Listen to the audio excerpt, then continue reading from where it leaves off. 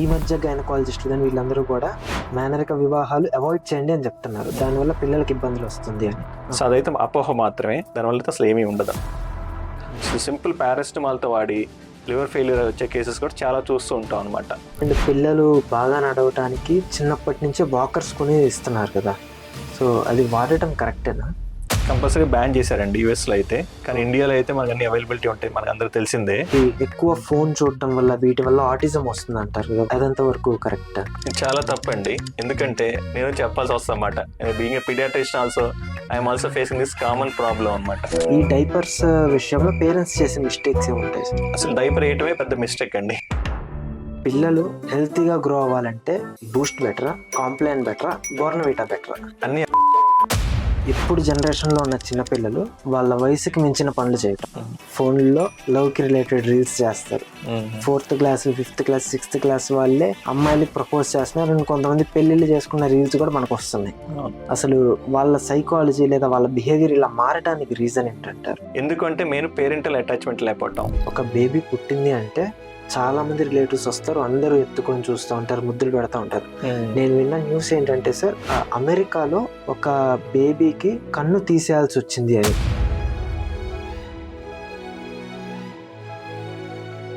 Hi sir, welcome to the podcast. Thank you sir, paediatrics అనగానే చిన్నపిల్లల విభాగం, and చాలామంది పేరెంట్స్ కానీ గ్రాండ్ పేరెంట్స్ కానీ ఏ ఇంట్లో చూసినా చాలా మిస్టేక్స్ చేస్తూ ఉంటారు. అండ్ కొన్ని న్యూస్ల్లో విన్నప్పుడు చాలామంది పిల్లలు పేరెంట్స్ చేస్తున్న మిస్టేక్స్ వల్ల చనిపోతున్నారని చదువుతున్నాను. సో అలాంటి ఒక problem sir, like first time పిల్లవాడికి ఏమన్నా జ్వరం వచ్చినా లేకపోతే ఏదో ఒక డిసీజ్ వచ్చినా డాక్టర్ దగ్గరికి వస్తారు, వాళ్ళకి ప్రిస్క్రిప్షన్ ఒకటి తీసుకుంటారు, ఇంక దట్స్ ఇట్. ఆ ప్రిస్క్రిప్షన్ని సెకండ్ టైం ఫీవర్ వచ్చినా, థర్డ్ టైం ఫీవర్ వచ్చినా, 4th టైం ఫీవర్ వచ్చినా మెడికల్ షాప్లో మందులు తీసుకొని వాడుతున్నారు. అసలు ఇది ఎంతవరకు కరెక్ట్ అంటారు సార్? ఇది మంచి క్వశ్చన్ అండి. ఇది చాలా పెద్ద మిస్టేక్ అనమాట. ఎందుకు అంటే ఇప్పుడు మనకి పిల్లలు ప్రజెంట్ అవుతుంటారు, వేరియస్ టైప్స్ ఆఫ్ మేనిఫెస్టేషన్స్ లేకపోతే సిమ్టమ్స్తో వస్తూ ఉంటారన్నమాట. సింపుల్గా చూసుకుంటే మన ఫీవర్తో రావచ్చు, కోల్డ్తో రావచ్చు, కాఫ్తో రావచ్చు, అలా ఉంటుంది. సో ఫస్ట్ టైం వచ్చినప్పుడు ఆ ఏజ్ వేరుగా ఉంటుంది, నెక్స్ట్ టైం వచ్చిన ఏజ్ వేరుగా ఉంటుంది. అండ్ ఆల్సో ఆ సిమ్టమ్ సివియారిటీ ఆల్సో వేరీస్. ఒకసారి మామూలుగా లో గ్రేడ్ ఫీవర్తో రావచ్చు, కొంచెం హై గ్రేడ్ ఫీవర్తో రావచ్చు, చలి జ్వరం అంటాం అన్నమాట. 102, 103 ఫీవర్స్ ఇప్పుడు మధ్యకాలంలో చాలా ఎక్కువ చూస్తున్నాం అనమాట. ఈ వైరల్ ఇన్ఫెక్షన్ స్టార్ట్ అయ్యాయి, రైనీ సీజన్ స్టార్ట్ అయ్యాయి అనమాట. అలా చూసుకున్నప్పుడు వేరియబిలిటీ అనేది ఉంటుందన్నమాట. సో ఆ మెడిసిన్ పనిచేస్తుందంటే పనిచేసే ఆస్కారం తక్కువగా ఉంటుందన్నమాట. ఎందుకంటే మన సిమ్టమ్స్ని బట్టి ఆ డిసీజ్ ఏంటో మనం ఐడెంటిఫై చేస్తాం. డయాగ్నోస్ అనేది చాలా ఇంపార్టెంట్ అన్నమాట. ఓన్లీ సిమ్టమ్సే కాకుండా సింపుల్ కోల్డ్లోనే టైప్స్ ఆఫ్ ఇన్ఫెక్షన్స్ ఉంటాయి. ఇది వైరల్ అవ్వచ్చు, బ్యాక్టీరియా అవ్వచ్చు, సమ్ పారాసైటిక్ ఇన్ఫెక్షన్ అవ్వచ్చు, ఏదైనా అవ్వచ్చు. అలాగే న్యూమోనియాస్ అనమాట, మైల్డ్ న్యూమోనియా అంటాం, సివియర్ న్యూమోనియా అంటాం. ఇలా వెరైటీ ఆఫ్ ఇన్ఫెక్షన్స్ అనేది ఉంటుందన్నమాట పిల్లలు ప్రెజెంట్ అయినప్పుడు. సింపుల్గా ఇప్పుడు చూస్తుంటే రైనీ సీజన్లో కామన్గా లూజ్ మోషన్స్, వామిటింగ్స్తో వస్తున్నారన్నమాట. దాంట్లో కూడా వాటరీ స్టూల్స్ అంటాము, కొంచెం బంక విరోచనాలు అంటే వైట్ కలర్ స్టూల్స్తో వస్తుంటారు, కొంచెం రక్తం పడుతుంది వస్తున్నారు అనమాట. అన్ని సిమ్టమ్స్కి అదే మెడిసిన్ అంటే చాలా పెద్ద మిస్టేక్ అవుతుందన్నమాట. సో ఫస్ట్ మనకు సిమ్టమ్స్ లాగానే పిల్లలంటే నాట్ మీనేచర్ అడల్ట్స్. ఇప్పుడు మన పెద్దవాళ్ళు అనుకోండి, దాన్ని బట్టి ఓకే అనమాట. పారాసిటమాల్ పనిచేస్తుందంటే అదే వాడుకోవచ్చు, మన ఓటీసీ మెడిసిన్ లాగా మెడికల్ షాప్ తెచ్చి వాడతాము, మనకు అంత సైడ్ ఎఫెక్ట్ ఉండదు కాబట్టి పర్లేదు. కానీ పిల్లలు ఏమంటే అడ్వర్స్ సైడ్ ఎఫెక్ట్స్ అనేది చాలా ఎఫెక్ట్ అనమాట. సింపుల్ పారాసిటమాల్తో వాడి లివర్ ఫెయిల్యూర్ వచ్చే కేసెస్ కూడా చాలా చూస్తూ ఉంటాం అనమాట. లాస్ట్ 1 monthలో సీన్ 1 కేసు, 7 months బేబీ అనమాట. జస్ట్ పారాసిటమాల్ ఇవ్వాల్సిన దానికన్నా ఎక్కువ డోస్ ఇచ్చేసారన్నమాట. ఎందుకంటే వాళ్ళు ఏంటో కార్టూన్ మీద చదివి ఉంటే మనకి ఏజ్ ప్రకారం ఉంటుంది, వెయిట్ ప్రకారం ఉండదన్నమాట. సో బేబీ వెయిట్ తక్కువ ఉంటుంది, ఏజ్ ప్రకారం చూస్తే ఎక్కువ ఉండొచ్చు అన్నమాట. అలాంటప్పుడు ఓవర్ డోస్ అయిపోద్ది అన్నమాట. 3 times 4 times డోస్ అయిపోయినప్పుడు ఏమవుతుందేమో. అంతకుముందు చాలా మంది కూడా 4 గంటలకు ఒకసారి వేస్తుంటారు. యాక్చువల్గా పారాసిటమాల్ అనేది సింపుల్ మెడిసిన్ వేయాల్సింది 6 గంటలకు అనుకోండి. ఎక్కువ డోస్ ఫీవర్ వస్తూ ఉంటుంది 2 గంటలకు 3 గంటలకి. అసలు ఎక్కువ వేస్తూ ఉన్నారన్నమాట. అలా వేస్తూ ఉండటం వల్ల ఆ బేబీ లివర్ ఫెయిల్యూర్తో ప్రెజెంట్ అయ్యారన్నమాట మన దగ్గరికి. మళ్ళీ ఆ బేబీకి డయాలిసిస్ ఆ స్టేజ్ వరకు వెళ్ళగలిగింది అనమాట. మనం మళ్ళీ మెడికేషన్స్ పెట్టుకొని ఆ డయాలిసిస్ ప్లస్ స్పెషల్ ప్రొసీజర్స్ ఉంటాయి, ప్లాస్మా ప్రిసిస్ అని చెప్పి. నేను being a paediatric nephrologist we can do in Guntur also. Sophisticated facility ఉంది కాబట్టి, బ్లాజమ్స్ అవైలబిలిటీ ఉంది కాబట్టి, సో అది చేసాం అనమాట. చేసా బేబీ రికవర్ చేసాం. సో అంత సివియారిటీ ఉంది. అంటే సింపుల్ పారాసిటమాల్కి ఎంత సైడ్ ఎఫెక్ట్ ఉన్నప్పుడు ఇంకా వేరే యాంటీబయాటిక్స్ వాడుతుంటారు ప్రిస్క్రిప్షన్ లేకుండా. యూజువల్ అయితే కేటగిరీ హెచ్ డ్రగ్స్ కానీ కేటగిరీ ఆర్ డ్రగ్స్ అంటాం అనమాట. రీసెంట్గా గవర్నమెంట్ కూడా మనకి చేసింది. కాఫ్ సిరప్ మీరు చదివే ఉంటారు. సింపుల్ కాఫ్ సిరప్ వచ్చి మధ్యప్రదేశ్లో 6 children డైడ్. న్యూస్ చదివాను సార్. అది ఎందుకంటే ఇలానే అన్నమాట, ఈ ఓవర్ ద కౌంటర్ మెడికేషన్స్ వాడటం వల్ల ప్రాబ్లమ్స్ వస్తుంది. సో గవర్నమెంట్ కూడా 4 years బిలో అయితే కాఫ్ సిరప్లు విత్ కాషన్ వాడమని చెప్తుంది. అది కూడా దాని కంపోజిషన్ అది చూసుకొని విత్ ప్రిస్క్రిప్షన్సే వాడమని చెప్తుంది అనమాట. So okay. ఇంత డేంజర్ ఉంది కాబట్టి సింపుల్ మనం వాడే కోల్డ్ కాఫ్ మెడికేషన్స్కి ఇంకా పెద్ద పెద్ద మెడికేషన్స్ అవి కూడా అంటే మన రెగ్యులేషన్ అనేది చాలా ఇంపార్టెంట్. సో గవర్నమెంట్ స్ట్రిక్ట్గా విజిలెంట్గా ఉండి మనం కూడా ప్రిస్క్రిప్షన్ ఉన్న మెడిసిన్స్ వాడుకుంటే పేరెంట్స్ కూడా ఆ సైడ్ ఎఫెక్ట్ ప్రొఫైల్ లేకుండా ఉంటాం అనమాట. 1 in 100 mistakes also that is dangerous for the baby. So you should be more careful. పారాసిటమాల్ది బేబీ ఏజ్ ఎంత సార్? 7 months అండి. 7 months కి Yeah. Paracetamol tablet syrup syrup. Drops వేస్తాం కదా అవి Okay. అనుకుంటా. అది రీసెంట్ గా లైక్ ఈ డిసీజ్ గురించి చాలా మంది మాట్లాడుతూ ఉన్నారు, లైక్ ఆటిజం. Mm. రీసెంట్ గా జోహో సిఇఓ ఈయన కూడా లైక్ వ్యాక్సినేషన్స్ చేయటం వల్ల మనకి పిల్లలకి ఆటిజం వస్తుంది అని చెప్పి ఒక స్టేట్మెంట్ పాస్ చేశారు సార్. Okay. అది కరెక్టేనా? జోహో సిఇఓ అంటే Sridhar Vembu is from the rural background and also who came from US and settled in Tamil Nadu. So I also admire him. కానీ ఆ స్టేట్మెంట్ అయితే రాంగ్ అనమాట. ఎందుకు అంటే ఎంఎంఆర్ వ్యాక్సిన్స్ కామన్గా పేరెంట్స్ కూడా ఇప్పుడు వీక్లీ నాకు 2 వచ్చిన వ్యాక్సిన్స్కి వచ్చేవాళ్ళు 20 members వచ్చారనుకోండి, వాళ్ళు 2 అడుగుతుంటారు కంపల్సరీగా వ్యాక్సిన్స్ వల్ల ఈ ఆటిజం వస్తుంది కదా అసలు ఇవ్వచ్చా డాక్టర్ గారు అని అడుగుతూ ఉంటారు. సో మెయిన్ ప్రాబ్లం ఏంటంటే వ్యాక్సిన్ వల్ల అయితే ఏ ఆటిజము రాదు, సైడ్ ఎఫెక్ట్ ప్రొఫైల్ ఏమీ ఉండదు అన్నమాట. సింపుల్ ఫీవర్ కానీ లేకపోతే కొంచెం ర్యాష్ లాగా రావటం కానీ కొంచెం హైపర్ సెన్సిటివ్ ఫినామినన్ కానీ వచ్చే అవకాశం ఉంటుంది. అందువల్ల ఇలా సీరియస్ సైడ్ ఎఫెక్ట్స్ అయ్యి లైఫ్ థ్రెటనింగ్ కాంప్లికేషన్స్లు ఆటిజంలు అయితే ఏమి లేదు. ఎప్పుడో 1998లో ఒక డాక్టర్ వేక్ఫీల్డ్ అని చెప్పి యూకేలో ఇట్ హ్యాపెండ్. ఓన్లీ 12 children మీద ఒక స్టడీ చేసి they publish a study. Accept by some journal, ల్యాన్సెట్లో పబ్లిష్ అయింది. It's a reputed journal. కానీ ఆ తర్వాత దర్ ఇస్ మొత్తం మెటా అనాలిసిస్ అంటాం అనమాట. చాలా స్టడీస్ చేసి అబౌట్ 1 million children మీద చేశారనమాట రీసెంట్గా. ఇప్పుడు కూడా జరుగుతూ ఉన్నాయి స్టడీస్. చేసిన వాళ్ళు ఒక్క చైల్డ్ కూడా ఎఫెక్ట్ అవ్వలేదన్నమాట ఈ వ్యాక్సిన్ వల్ల సైడ్ ఎఫెక్ట్స్ వచ్చి ఆటిజం రావటం కానీ. అది ఎలా ఎందుకు కొరాబరేట్ అవుతుందంటే యూజువల్లీ మనం 9 to 15 months ఏజ్ అప్పుడు 2 doses MMR vaccine measles mumps rubella అని ఇస్తాం అనమాట. సో ఈ ఆటిజం కూడా ఈ మీజిల్స్ వల్ల వస్తుందని చెప్పి ఒక యాంటీ వ్యాక్సిన్ క్యాంపెయిన్ లాగా స్టార్ట్ చేశారనమాట. సో అదైతే అపోహ మాత్రమే, దానివల్ల అయితే అసలు ఏమీ ఉండదు అనమాట. ఓకే సార్, మరి ఎక్కువ ఫోన్ చూడటం వల్ల వీటి వల్ల ఆటిజం వస్తుంది అంటారు కదా, మరి అదంత వరకు కరెక్ట్? ఫోన్ చూడటం వల్ల ఏమవుతుందంటే మన స్క్రీన్ అడాప్ట్ ఉందన్నమాట పిల్లలు. ఆ స్క్రీన్ అడాప్టేషన్ అవ్వటం వల్ల అటెన్షన్ స్పాన్ అనేది తగ్గుతుంది. సో ఇప్పుడు మనకు పిల్లోడు ఉన్నాడు, మళ్ళీ ఇప్పుడు అమెరికన్ అకాడమీ ఆఫ్ పీడియాట్రిక్స్ ప్రకారం ఏంటంటే less than 2 years చిల్డ్రన్కి screens are completely ban. Okay, that should be implemented properly. ఇప్పుడు మనం చూస్తున్నాం, ఇప్పుడు మన రీసెంట్గా ఒక 2-3 months Australia has banned, Scotland has banned, and Karnataka government has also followed, and Tamil Nadu government also in the assembly కూడా మనకి వేసారన్నమాట ఆపేయాలి అని చెప్పి. పిల్లలకి అసలు స్క్రీన్స్ సోషల్ మీడియా కూడా 15 years బిలో వాళ్ళకి బ్యాన్ చేయాలి, ఇవ్వకూడదు రెగ్యులేషన్స్ అని చెప్పి. So that should be adapted అన్నమాట. సో ఇప్పుడు కామన్గా చాలా మంది వస్తుంటారు మనకి ఓపీడీ. ఇందాక చెప్పుకున్నట్టు ఓపీడీలో వస్తున్న పిల్లలు చూస్తుంటే అబ్జర్వ్ చేస్తుంటాం. మేము చూసేది మెయిన్ అదే అనమాట. చూడగానే బేబీ ఐ కాంటాక్ట్ ఎలా ఉంది, చూడగానే మన స్మైల్ ఇస్తున్నాడా లేదా, ఓపీడీలోకి అటెండ్ అవుతున్నప్పుడు ఏడుస్తున్నాడా డాక్టర్ని చూసుకొని పరిసరాలను చూసుకొని ఐడెంటిఫై చేస్తాం. That is called social adaptation అనేది ఇంపార్టెంట్ అన్నమాట. సో ఈ స్క్రీన్స్ చూడటం వల్ల ఏంటంటే ఓన్లీ ఒక బయలెటరల్ కాంటాక్ట్ అనేది ఉండదు అనమాట. ఇప్పుడు పేరెంట్స్తోనూ ఉండదు, వేరే చుట్టుపక్కల వాళ్ళతో కూడా ఉండదు అనమాట. అందుకు గ్రాండ్ పేరెంట్స్ పిల్లలు అందరూ ఉండేవాళ్ళు కాబట్టి వాళ్ళు ఆడిస్తూ ఉండేవాళ్ళు, వాళ్ళకి మాటలు ఫాస్ట్గా వచ్చాయి, అలా ఉండేది అనమాట. కానీ ఇప్పుడు జరుగుతుంది, మీరు అందరూ చూస్తున్నారు, చాలా మంది 3 years కూడా మాట్లాడలేదని వచ్చే వాళ్ళు కామన్గా అవుతున్నారు అనమాట. One of the side effect is screen time. So screen time వల్ల ఆటిజం అనేది జరుగుతూ ఉంది. ఓకే, అంటే ఇప్పుడు మెన్షన్ చేస్తూ అన్నారు కదా సార్, లైక్ 3 years అయినా కానీ మాట్లాడట్లేదు అని. అంటే ప్రీవియస్ జనరేషన్లో 2 yearsకి 3 yearsకే మాటలు వచ్చేసేవని విన్నాను. అండ్ ఇప్పుడు 4 years అయినా కానీ మాటలు రావట్లేదు అని కంప్లైంట్స్ వింటున్నాను సార్. అవును, అది మేజర్ రీజన్, అది కూడా స్క్రీన్సేనా? వన్ ఆఫ్ ది రీజన్ ఈ స్క్రీన్స్ అనమాట. బిహేవియర్ అబ్నార్మాలిటీ అంటాం. ఇప్పుడు ఇందాక నేను చెప్పినట్టుగా ఏంటంటే ఆ డైడాక్టిక్ యాక్టివిటీ అనేది లేదనమాట. ఇప్పుడు మనం స్క్రీన్స్ ఇచ్చేస్తున్నాం, మన పనిలో మనం ఉంటున్నాము. ఇప్పుడు సాఫ్ట్వేర్ ఎంప్లాయీస్ కానీ వాళ్ళందరూ కూడా అంతా ఇస్తున్నారు అనమాట. ఆ పిల్లల్ని కంటిన్యూస్గా స్క్రోల్ చేస్తూ ఉంటారు, అండ్ షార్ట్ స్పాన్ ఇలా ఇలా వెళ్ళిపోతూ ఉంటుంది చెయ్యి అనేది అనమాట. ఆ వెళ్ళిపోవటం వల్ల ఏమవుతుంది, అసలు మైండ్లోకి ఏమీ వెళ్ళదు, అడాప్టేషన్ అనేది ఉండదు. తర్వాత అదంతే డోపమైన్ సర్జ్ అనమాట. అటెన్షన్ స్పాన్ లేకపోవడం వల్ల ఆ సర్జ్ అనేది ఉంటుంది అనమాట. ఒకసారి మీరు స్క్రీన్ తీసి చూడండి, ఏడటం చేస్తూ ఉంటారు, పిచ్చి పిచ్చిగా కొట్టేసుకుంటూ ఉంటారు, ఇవన్నీ చేస్తుంటారు అనమాట. ఇవన్నీ కూడా ఈ డోపమైన్ సర్జ్ వల్ల మనం ఒక లెవెల్కి వెళ్ళిపోతుంది. మన బాడీలో అంటే ఒక బాడీ హార్మోన్స్ ఉంటాయి, ఈ డోపమైన్, సెరటోనిన్ల, వీటిలో డోపమైన్ అడ్రినల్ ఎఫెక్ట్ వల్ల ఏంటి ఎక్కువైపోతుంది సింపాథటిక్ ఓవర్ యాక్టివిటీ. ఒక్కసారిగా తీసుకున్నప్పుడు మొత్తం పడిపోతూ ఉంటుంది అనమాట. అందుకని చెప్పి బెటర్ ఏంటంటే నేను చెప్తుంటా ఓపీడీలు అందరికి కూడా అట్లీస్ట్ 2 years అయితే no screens for all the kids అనమాట. లేదు 2 years 3 years అయితే just walking 1/2 an hour to 1 hour. More than 5 years kids అయితే he can go 1.5 to 2 hours under supervision. Okay. Until 15 years అయితే కంప్లీట్‌గా సోషల్ మీడియా అయితే ban చేయాల్సిందే. అలా చేస్తేనే ఈ జనరేషన్ మనం సేవ్ చేసుకునే అవకాశం అనేది ఉంటుందనమాట. అది. మనకి కొన్ని కంట్రీస్‌లో ఆల్రెడీ బ్యాన్ గూడా బ్యాన్ చేశారు చేశారు. సార్. మోస్ట్‌లీ ఏపీ గవర్నమెంట్ కూడా is going to do it. Policy వస్తుందనమాట మోస్ట్‌లీ. బట్ చేస్తే ఇంప్లిమెంటేషన్ ఎలా ఉంటుందో చూడాలన్నమాట. Hmm. So regulatory control should happen from the homes only. Yeah! Parental control should be there. అది ఉంటేనే చేయాలన్నమాట. హ్మ్. ఓన్లీ గవర్నమెంట్ ఏం చేయగలరు, రెగ్యులేటరీ ఏజెన్సీ వాళ్ళు చేసి ఆ సోషల్ మీడియా వాళ్ళని ఆ యాక్టివిటీ లేకుండా ఆపగలరు. హ్మ్. అంతే. ఇంట్లో అయితే ఇంట్లో నుంచి స్టార్ట్ చేస్తే మనం చేయగలం అనమాట. అవును. యాహ్! సరే అండి. ఈ వ్యాక్సినేషన్స్ కూడా లైక్ పేరెంట్స్ 1 మంత్, 2 మంత్స్ అలా డిలే చేస్తూ ఉంటారు కదా! దానివల్ల ఏమన్నా ప్రాబ్లమ్ వస్తుందా? వ్యాక్సిన్స్ ఈ టైంకే వేయాలన్నది ఒక standard body is there. Indian academy of paediatrics కానీ, hmm. American academy of paediatrics కానీ guidelines. Every country are specific guidelines. అలాగే ఓవరాల్ ద వరల్డ్ వచ్చేసి WHO గైడ్ లైన్స్ అని ఉంటాయి అన్నమాట. ఆ ప్రకారం పుట్టగానే ఈ వ్యాక్సిన్ వేయాలి, 6 వీక్స్కి వ్యాక్సిన్, 10 వీక్స్కి, 14 వీక్స్కి, 6 మంత్స్కి, 9 మంత్స్కి అని చెప్పి schedule up to 5 years to 10 years, 15 years దాకా పిల్లలు పెద్దవాళ్ళు అయ్యాక ఈ వ్యాక్సినేషన్ షెడ్యూల్ అనేది ఇవ్వటం జరిగిందనమాట. ఓకే. అదేంటంటే దాని ప్రకారం మనం వేస్తే అంటే ఎందుకు ఈ డిసీజెస్ అనేది ఇన్ఫెక్షన్ డిసీజెస్ అంటాం మోస్ట్లీ మనం వ్యాక్సిన్ వేసే డిసీజెస్. మనం కోవిడ్ తీసుకున్నాము 2020-21లో వచ్చింది.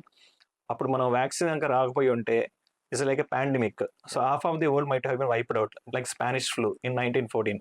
ఓకే. సో 14-18 జరిగింది కాబట్టి వరల్డ్ వార్ అప్పుడు అలా జరిగింది అనమాట. మన వ్యాక్సిన్ అనేది ఫాస్ట్ గా తీసుకొని రాగలిగారు కాబట్టి మనం సర్వైవ్ అయ్యాం. యాంటీ వ్యాక్సిన్ చేస్తుంటారు, వచ్చే సైడ్ ఎఫెక్ట్స్ వస్తున్నాయి అంటున్నారు. కానీ ఈ వ్యాక్సిన్స్ అన్ని కూడా ఇయర్స్ ఆఫ్ రీసెర్చ్ అనమాట. They spend billions of dollars చేసి రీసెర్చ్ చేసి మనకి ఈ వ్యాక్సిన్ పోస్ట్ మార్కెటింగ్ సర్వేలెన్స్ అంటాం. phase 1, phase 2, phase 3, phase 4 studies చేస్తారు. చేసి అప్పుడు మార్కెట్లోకి రిలీజ్ చేస్తారు అనమాట. Mostly safe vaccines only 99.99% safe. ఎప్పుడో ఒక ఇందాక చెప్తున్నట్టే వ్యాక్సిన్ వేసినప్పుడు మైల్డ్ ఫీవర్ రావటం, ర్యాష్ రావటం, కొన్ని సైడ్ ఎఫెక్ట్స్ ఉంటాయి అనమాట. మన బాడీ తత్వం బట్టి ఉంటుంది. వ్యాక్సిన్స్ వేయటం వల్ల ఏం జరుగుతుంది, మన రోగ నిరోధక శక్తి అనేది పెరుగుతూ ఉంటుంది అనమాట. ఆ రోగ నిరోధక శక్తి పెరగటం వల్ల ఫ్యూచర్లో వచ్చే ఇన్ఫెక్షన్స్ ని మనం ప్రొటెక్ట్ చేయగలుగుతాం. ఇప్పుడు మనకు సింపుల్ వ్యాక్సిన్ చెప్పుకుంటే ఫ్లూ వ్యాక్సిన్. మనం స్వైన్ ఫ్లూ అని చెప్పి మనం వినుంటాం అనమాట. ఎవ్రీ 2 ఇయర్స్కి 3 ఇయర్స్కి ఒకసారి మన పూణేలో కానీ బాంబేలో కానీ చోట్ల వస్తానే ఉందన్నమాట. ఆ వ్యాక్సిన్ వేయటం వల్ల ఈ న్యూమోనియాస్ ఉంటాయి, పిల్లలు వచ్చే severe pneumonias happens mostly below 3 years 4 years అప్పుడు వస్తుంటాయి అన్నమాట. ఆ క్రాస్ ఇన్ఫెక్షన్స్ అవన్నీ కూడా రావటం వల్ల ఎక్కువ అవుతా ఉందన్నమాట. Simple infection cold coffee present అవ్వచ్చు, కానీ ఒక 100 మందిలో 10 మందికి ఏంటి న్యూమోనియా అలా ప్రెజెంట్ అవుద్ది. కొంత RDS అంటాం, రెస్పిరేటరీ డిస్ట్రెస్ లాగా వెంటిలేటర్ మీద కేసుగా ఉంటాం. ఇప్పుడు ఎప్పుడైతే ఈ వ్యాక్సిన్ ఇవ్వగలుగుతున్నామో అసలు దోస్ కేసు కమ్ డౌన్ అనమాట. చిన్నప్పుడు మనం అందరం చూసే ఉంటాం, కామన్ డిసీజ్ అంటే ఇన్ఫెక్షన్ డిసీజ్, నెమ్ముతో వచ్చారు లేదా లూజ్ మోషన్స్ అయిపోయినాయి పిల్లలకి అని చెప్పి చనిపోయే వాళ్ళు ఎక్కువ ఉండేవాళ్ళు. ఇప్పుడు ఈ vaccine preventable disease rota virus కానీ, ఇన్ఫ్లుయెంజా కానీ, న్యూమోనియా వ్యాక్సిన్స్ కానీ మన వ్యాక్సినేషన్ క్యాంపెయిన్లో రావటం, ఇమ్యునైజేషన్ క్యాంపెయిన్లో most of the diseases are come down. So అంత ఇంపార్టెన్స్ అనేది ఉంటుందన్నమాట. అది ఓకే. సరే, ఇందాక మెన్షన్ చేస్తూ స్పానిష్ ఫ్లూ అన్నారు సార్, అదేంటది? Spanish flu also like influenza only అనమాట. స్పెయిన్ లో వచ్చింది ఫస్ట్ మనకి, అందుకని స్పానిష్ ఫ్లూ అన్నారు అనమాట. అది ఇప్పుడు స్వైన్ ఫ్లూ అంటే స్వైన్స్ మన పిక్స్ ద్వారా అలా ఫస్ట్ ట్రాన్స్మిట్ జూనోసిస్ కాదు అలా ప్రెజెంట్ అయిపోయి తర్వాత వస్తుంది అనమాట రెస్పిరేటరీ ఇన్ఫెక్షన్స్. కోవిడ్ కి వ్యాక్సిన్ రాకపోతే ఈ స్పానిష్ ఫ్లూ లాగా హాఫ్ ఆఫ్ ద పాపులేషన్ ఎగిరిపోయేవారు అని అన్నారు కదా. సో అంటే దాని గురించి ఎక్స్ప్లెయిన్ చేస్తారు. అప్పుడు వ్యాక్సిన్ లేదండి, అప్పుడు 1918లో వ్యాక్సిన్ లేదు. Okay. So about 10 million people have died. 10 million అప్పట్లోనే 1 crore. ఇంకా ఎక్కువగా ఉండొచ్చు. ఆల్ అఫీషియల్ ఎస్టిమేట్స్ అనమాట. పాండమిక్ అంటే ఏంటి, మొత్తం కంట్రీస్ స్ప్రెడ్ అయిపోతూ ఉంటుంది అనమాట. ఎపిడమిక్ అంటే లోకల్ ఏరియాలో ర్యాపిడ్. ఇప్పుడు ఇండియా ఉంది, ఇండియాలో ఇప్పుడు ఏపీలో వచ్చింది, ఎపిడమిక్ అంటాం అనమాట. స్పొరాడిక్ అంటే అక్కడక్కడ కొన్ని ఏరియాస్, కొన్ని పాకెట్స్ లో ఇప్పుడు మన గుంటూరులో మన డైరియాస్ వచ్చినాయి లాస్ట్ ఇయర్. అలా వచ్చినప్పుడు కొన్ని ఆంధ్రపేటలో అలా వచ్చినాయి అన్నారు, శారదాకాయలు వచ్చినాయి, అలా ఫ్యూ పాకెట్స్ వచ్చినాయి అన్నమాట. ఆ డ్రైనేజ్ వాటర్ కామన్ వల్ల అన్నమాట. ఈ ఫ్లూ అనేది ఏంటంటే రెస్పిరేటరీ డ్రాప్లెట్స్ స్ప్రెడ్ అయ్యింది. ఇప్పుడు నేను ఉన్నాను మీతో మాట్లాడుతున్నాను, నా నుంచి డ్రాప్లెట్స్ వస్తాయి. దట్ మీన్స్ అబౌట్ 20 meters అన్నమాట. అలా మీకు ట్రాన్స్మిట్ అవ్వచ్చు, ర్యాపిడ్ గా స్ప్రెడ్ అయిపోద్ది అన్నమాట. వైరస్ అన్నది వైరస్ మన కళ్ళ కూడా కనిపించేది కాదు అనమాట. మైనర్ డ్రాప్లెట్స్ ద్వారా కానీ, కాంటాక్ట్ ద్వారా కానీ, మన రెస్పిరేషన్ బ్రీతింగ్ లో కూడా ఉండొచ్చు అనమాట. అంత ర్యాపిడ్ గా స్ప్రెడ్ అయ్యింది. అప్పట్లో అంటే వ్యాక్సిన్ డెవలప్మెంట్ టెక్నాలజీ లేదు, ఏం లేదు. ఇప్పుడు మనం ఈ DNA టెక్నాలజీ ఫాస్ట్ గా చేయగలిగారు. Only one bad thing what happened is research was done on humans directly అనమాట. అందువల్ల కాకపోతే దానివల్ల మనం ప్రొటెక్ట్ మన పాజిటివ్ థింగ్స్ తీసుకోవాలన్నమాట. అది మోస్ట్ ఇంపార్టెంట్. సార్, ఇది ఈ ఏ వ్యాక్సిన్ ఎప్పుడు వేయించుకోవాలి పిల్లోడు అనేది ఒక గైడ్ లాగా ఏమైనా ఉందా సార్ మీ దగ్గర? Standard guidelines are there అండి. IAP guidelines for vaccination is there. అది మనం PDF ద్వారా ఇవ్వచ్చు అనమాట. అది సో పుట్టగానే మనం BCG వ్యాక్సిన్ వేస్తాము, TB వ్యాక్సిన్ అనమాట. అది ఎందుకంటే కామన్ డిసీజ్ మనకి షై అనేది మనం చాలా కామన్ గా చూసేవాళ్ళం మనం చిన్నప్పుడు. Yeah. చాలా మందికి ట్యూబర్కులోసిస్ అంటే భయపడిపోయి దూరంగా శానిటోరియంస్ ఉండే. ఇప్పుడు మన మంగళగిరి దగ్గర శానిటోరియం ఉందన్నమాట. ఓకే. అప్పట్లో అలా ఉండేదన్నమాట. ఇప్పుడు ఎప్పుడు ఆ డిసీజ్ కొంచెం తగ్గిందో మళ్ళీ తగ్గిపోయింది. ఎందుకు తగ్గిందంటే మన బీసీజీ వ్యాక్సిన్ ఇచ్చాం కాబట్టి అనమాట. అలా పోలియో వ్యాక్సిన్ చాలా మంది మనం చిన్నప్పుడు చూసుకుంటే 20 years బ్యాక్ చాలా మంది కుంటుగా నడుస్తూ ఉండేవాళ్ళు కాలు సరిగ్గా లేకుండా. అవును. పోలియో ఎఫెక్ట్ అయ్యేవాళ్ళు. Now India in stage of eradication phase. అందుకే మనకి మాపప్ క్యాంప్స్ అని బట్టి రీసెంట్ గా 26th లాస్ట్ మంత్ కూడా ఇచ్చున్నారనమాట ఈ ఓరల్ పోలియో డ్రాప్స్. మన ఇండియా ఏ స్టేజ్ లో అంటే ఐపీవీకి వెళ్ళిపోయాం అనమాట. డెవలప్డ్ కంట్రీ స్టేజ్ లో మనం వెళ్ళిపోయాం అనమాట. ఎప్పుడు 1 or 2 కేసు ఎప్పుడో కనిపిస్తున్నాయి. ఈ 5-6 years అయితే ఒక పోలియో కేసు కూడా ఇండియాలో రాలేదు. సో ఎరాడికేట్ అయిపోయినట్టే అన్నమాట మోస్ట్లీ. అది ఈ వ్యాక్సిన్స్ గైడ్ అనేది మన వ్యూవర్స్ కి చాలా హెల్ప్ అవుతుంది. అండ్ ఈ వ్యాక్సిన్స్ విషయంలో పేరెంట్స్ జనరల్ గా చేసే మిస్టేక్స్ ఏముంటాయి సార్? మెయిన్ మిస్టేక్ అంటే టైమింగ్ ఫాలో అవ్వకపోవడం మోస్ట్ ఇంపార్టెంట్ అనమాట. మీరు ఇందాక అడిగినట్టుగా 2 or 3 months అంటే మనం క్యాచ్అప్ వ్యాక్సిన్ చేసుకొని ఆ టైం మళ్ళీ షెడ్యూల్ చేసుకొని డేట్స్ వేసుకొని చేయొచ్చు అనమాట. కొన్ని వ్యాక్సిన్స్ ఉంటాయి. ఇప్పుడు 6 months లోపల రోటా వైరస్ అనే వ్యాక్సిన్ ఉందన్నమాట. అది డయేరియా రాకుండా హెల్ప్ చేస్తుంది. వైరల్ డయేరియాస్, కరోనా వైరస్ ఇలాంటివి ఉంటాయి. కోవిడ్ వచ్చిన వైరస్ రోటా వైరస్ అంటాము. అలా కరోనా వైరస్ కూడా ఉంటుంది. డయేరియా కాజ్ చేస్తాయి. డయేరియా అంటే లూజ్ మోషన్స్ కానీ అలా కామన్ ప్రెజెంట్ అవుతా ఉంటారు అనమాట. అంటే ఫస్ట్ 6 months కూడా మదర్ నుంచి మిల్క్ ఏది వస్తుందో దానివల్ల మన బాడీ ఇమ్యూనిటీ వస్తుంది బేబీకి కానీ ఎవరికైనా అనమాట. ఆ తర్వాత మన బాడీ స్వతగా ఇమ్యూనిటీ డెవలప్ చేస్తాయి. సో ఆ కామన్ గా ఈ వైరస్ అనేది 6 months లోపల ఆ వ్యాక్సిన్ అనేది ఇవ్వాలన్నమాట. అది మిస్ అయిపోయాను అనుకోండి తర్వాత ఇచ్చిన ఉపయోగం లేదు, ఇవ్వకూడదు అనమాట. వ్యాక్సిన్ ఒక షెడ్యూల్ ప్రకారం అనమాట. సో అలాంటి క్యాచ్ ఆఫ్ వ్యాక్సిన్స్ మనం వదులుకోకూడదు అనమాట. సో అందుకే అది మోస్ట్ ఇంపార్టెంట్. అది వదిలేయటం వల్ల మనకేంటి ఈ వ్యాక్సిన్ రిలేటెడ్ డిసీజ్ చాలా కామన్ గా వస్తుంటాయి. దానివల్ల లైఫ్ థ్రెటనింగ్ కాంప్లికేషన్స్ ఉన్న పిల్లలు కూడా చాలా మంది చూస్తున్నాయి. బ్రాంకో న్యూమోనియాస్తో సివియర్ న్యూమోనియాతో ప్రెజెంట్ అవటం కానీ, ఈ డయేరియాస్తో పర్సిస్టెంట్ రావటం కానీ, ఇమ్యూనిటీ తగ్గిపోవటం కానీ ఇవన్నీ చూస్తుంటాం అన్నమాట. Okay sir. అండ్ వ్యాక్సినేషన్ వేసిన తర్వాత పిల్లల్లో లైట్ గా ఫీవర్ వస్తుంది అంటారు. సో అదేమన్నా వ్యాక్సినేషన్ సిమ్టమా ఆర్ సార్? వ్యాక్సిన్ వల్ల లో గ్రేడ్ ఫీవర్ అనేది కామన్ అండి. లో గ్రేడ్ అంటే 100.4 బిలో అనమాట. 37.4, 30.6 అంటాం అనమాట. దాని లోపల అయితే కామన్ గా 24 to 40 days లో గ్రేడ్ ఫీవర్ రావటం నార్మల్. 48 hours తర్వాత కూడా వస్తూ ఉంది లో గ్రేడ్ ఫీవర్ అయినా. అయితే రావటమే హై గ్రేడ్ ఫీవర్ 102, 103 degrees తో వస్తుంది. లేదంటే బేబీ ఇరిటబుల్ గా అయిపోవటము, డల్ యాక్టివిటీ అవ్వటము, అసలు పాలు తాగలేకపోవటం కానీ, లేదా కొంతమంది ఇన్కన్సోలబుల్ క్రై అంటామన్నమాట, ఏడుస్తూనే ఉంటారన్నమాట. కొంతమంది లోకల్ రియాక్షన్ వస్తుంది, బాగా కొంచెం గడ్డలాగా రావటం, కొంచెం రెడ్నెస్ అనేది లోకల్ హైపర్ సెన్సిటివ్ రావటం ఓకే అనమాట ఇంజెక్షన్ చేసినప్పుడు. అలాగే పెద్ద రావుగా గడ్డలాగా రావటము, కొంతమంది ఫిట్స్ వచ్చే కేసు ఉంటాయి. ఇప్పుడు డిపిటీ అంటాం, గవర్నమెంట్లో మనకి ఎసెల్యులర్ వ్యాక్సిన్ బదులు సెల్యులర్ వ్యాక్సిన్ ఇస్తామంట. ఆ సెల్యులర్ వ్యాక్సిన్ ఒక వేరియంట్ పార్టికల్ ఉండటం వల్ల కొంతమంది రియాక్షన్ వచ్చేసరి ఫిట్స్తో ప్రజెంట్ అవుతుంది అనమాట. Rare complication but it's happens see lot of cases అనమాట. సో ఇవన్నీ కూడా ఉంటాయి కాబట్టి జాగ్రత్తగా మనం చూసుకోవాలన్నమాట. లో గ్రేడ్ ఫీవర్ ఉంది, ఓన్లీ మైల్డ్ పెయిన్ ఉందంటే ఆ రోజు వరకు ఓకే. కానీ 3వ రోజుకి 4వ రోజు కూడా తగ్గలేదంటే మాత్రం పిల్లలు వెంటనే ఆ పీడియాట్రిషియన్ ఎవరు ఉన్నారో వాళ్ళని కాంటాక్ట్ అవ్వాలన్నమాట కంపల్సరీగా. Okay sir. And during cold and cough ఆ పర్టికులర్ టైంలో వ్యాక్సిన్ ఇవ్వచ్చా? Low grade cold and cough ఉంది, మైల్డ్ ఫీవర్ ఉన్నా కూడా వ్యాక్సిన్ కాంట్రా ఇండికేషన్ కాదు. ఓన్లీ హై గ్రేడ్ ఫీవర్ ఉంది, సివియారిటీ ఇందాక చెప్తున్న వీజింగ్ అంటాం అన్నమాట, పిల్లికొత్తలాగా ఉంటుంది కానీ న్యూమోనియా లాగా అలా ప్రెజెంట్ అయితే అప్పుడు వ్యాక్సినేషన్ హోల్డ్ చేస్తాం. ఎందుకంటే ఈ వ్యాక్సిన్ ఇందాక అనుకున్నట్టు మైల్డ్ ఫీవర్ వచ్చింది అనుకోండి, దీన్ని అట్రిబ్యూట్ చేసుకుంటాం అన్నమాట. దీనివల్ల మనకు తెలియదు, బేబీ కూడా టాక్సిక్ గా ఉంటారు కాబట్టి better avoid. Only severe infection is there. Mild cold cough ఉన్నా కూడా వ్యాక్సిన్ వేసుకోవచ్చు. Okay sir. And one of the common practices పుట్టిన తర్వాత ప్రతి పిల్లోడికి ప్రతి బేబీకి డైపర్స్ వేస్తారు. ఈ డైపర్స్ విషయంలో పేరెంట్స్ చేసే మిస్టేక్స్ ఏముంటాయి సార్? అసలు డైపర్ వేయటమే పెద్ద మిస్టేక్ అండి నా అనుకూలం అయితే. ఎందుకంటే I'm a paediatric nephrologist. See lot of cases అన్నమాట. పిల్లలను కామన్ గా అడిగేది నేను డైపర్స్ వేస్తున్నారని అడుగుతాను అనమాట. మన చిన్నప్పటి వరకు డైపర్స్ లేవు, కానీ ఇప్పుడైతే కామన్ గా అందరూ వేయాల్సి వస్తుంది అనమాట. ఆ డైపర్స్ వేయటం వల్ల ఏమవుతుంది, కామన్ గా జరిగేది టైట్ వేస్తుంటాం అనమాట. ఆ టైట్ వేయటం వల్ల ర్యాష్ ఫామ్ అవుతా ఉంటుంది. ప్లస్ ఆ స్టిక్కర్ కొంతమంది రియాక్షన్స్ వస్తాయి అనమాట. ఆ రెడ్నెస్ అనేది వస్తుంది అనమాట. ఆ రెడ్నెస్ రావటం వల్ల దాని డైపర్ ర్యాష్ డెర్మటైటిస్ అంటాం. దాంతో అసోసియేషన్ గా that becomes a fungal infection, intertrigo అని చెప్పి, క్యాండిడా అని చెప్పి ఇలా ఇన్ఫెక్షన్స్ ఉంటాయి అన్నమాట. మళ్ళీ తగ్గడానికి చాలా కష్టపడాలన్నమాట.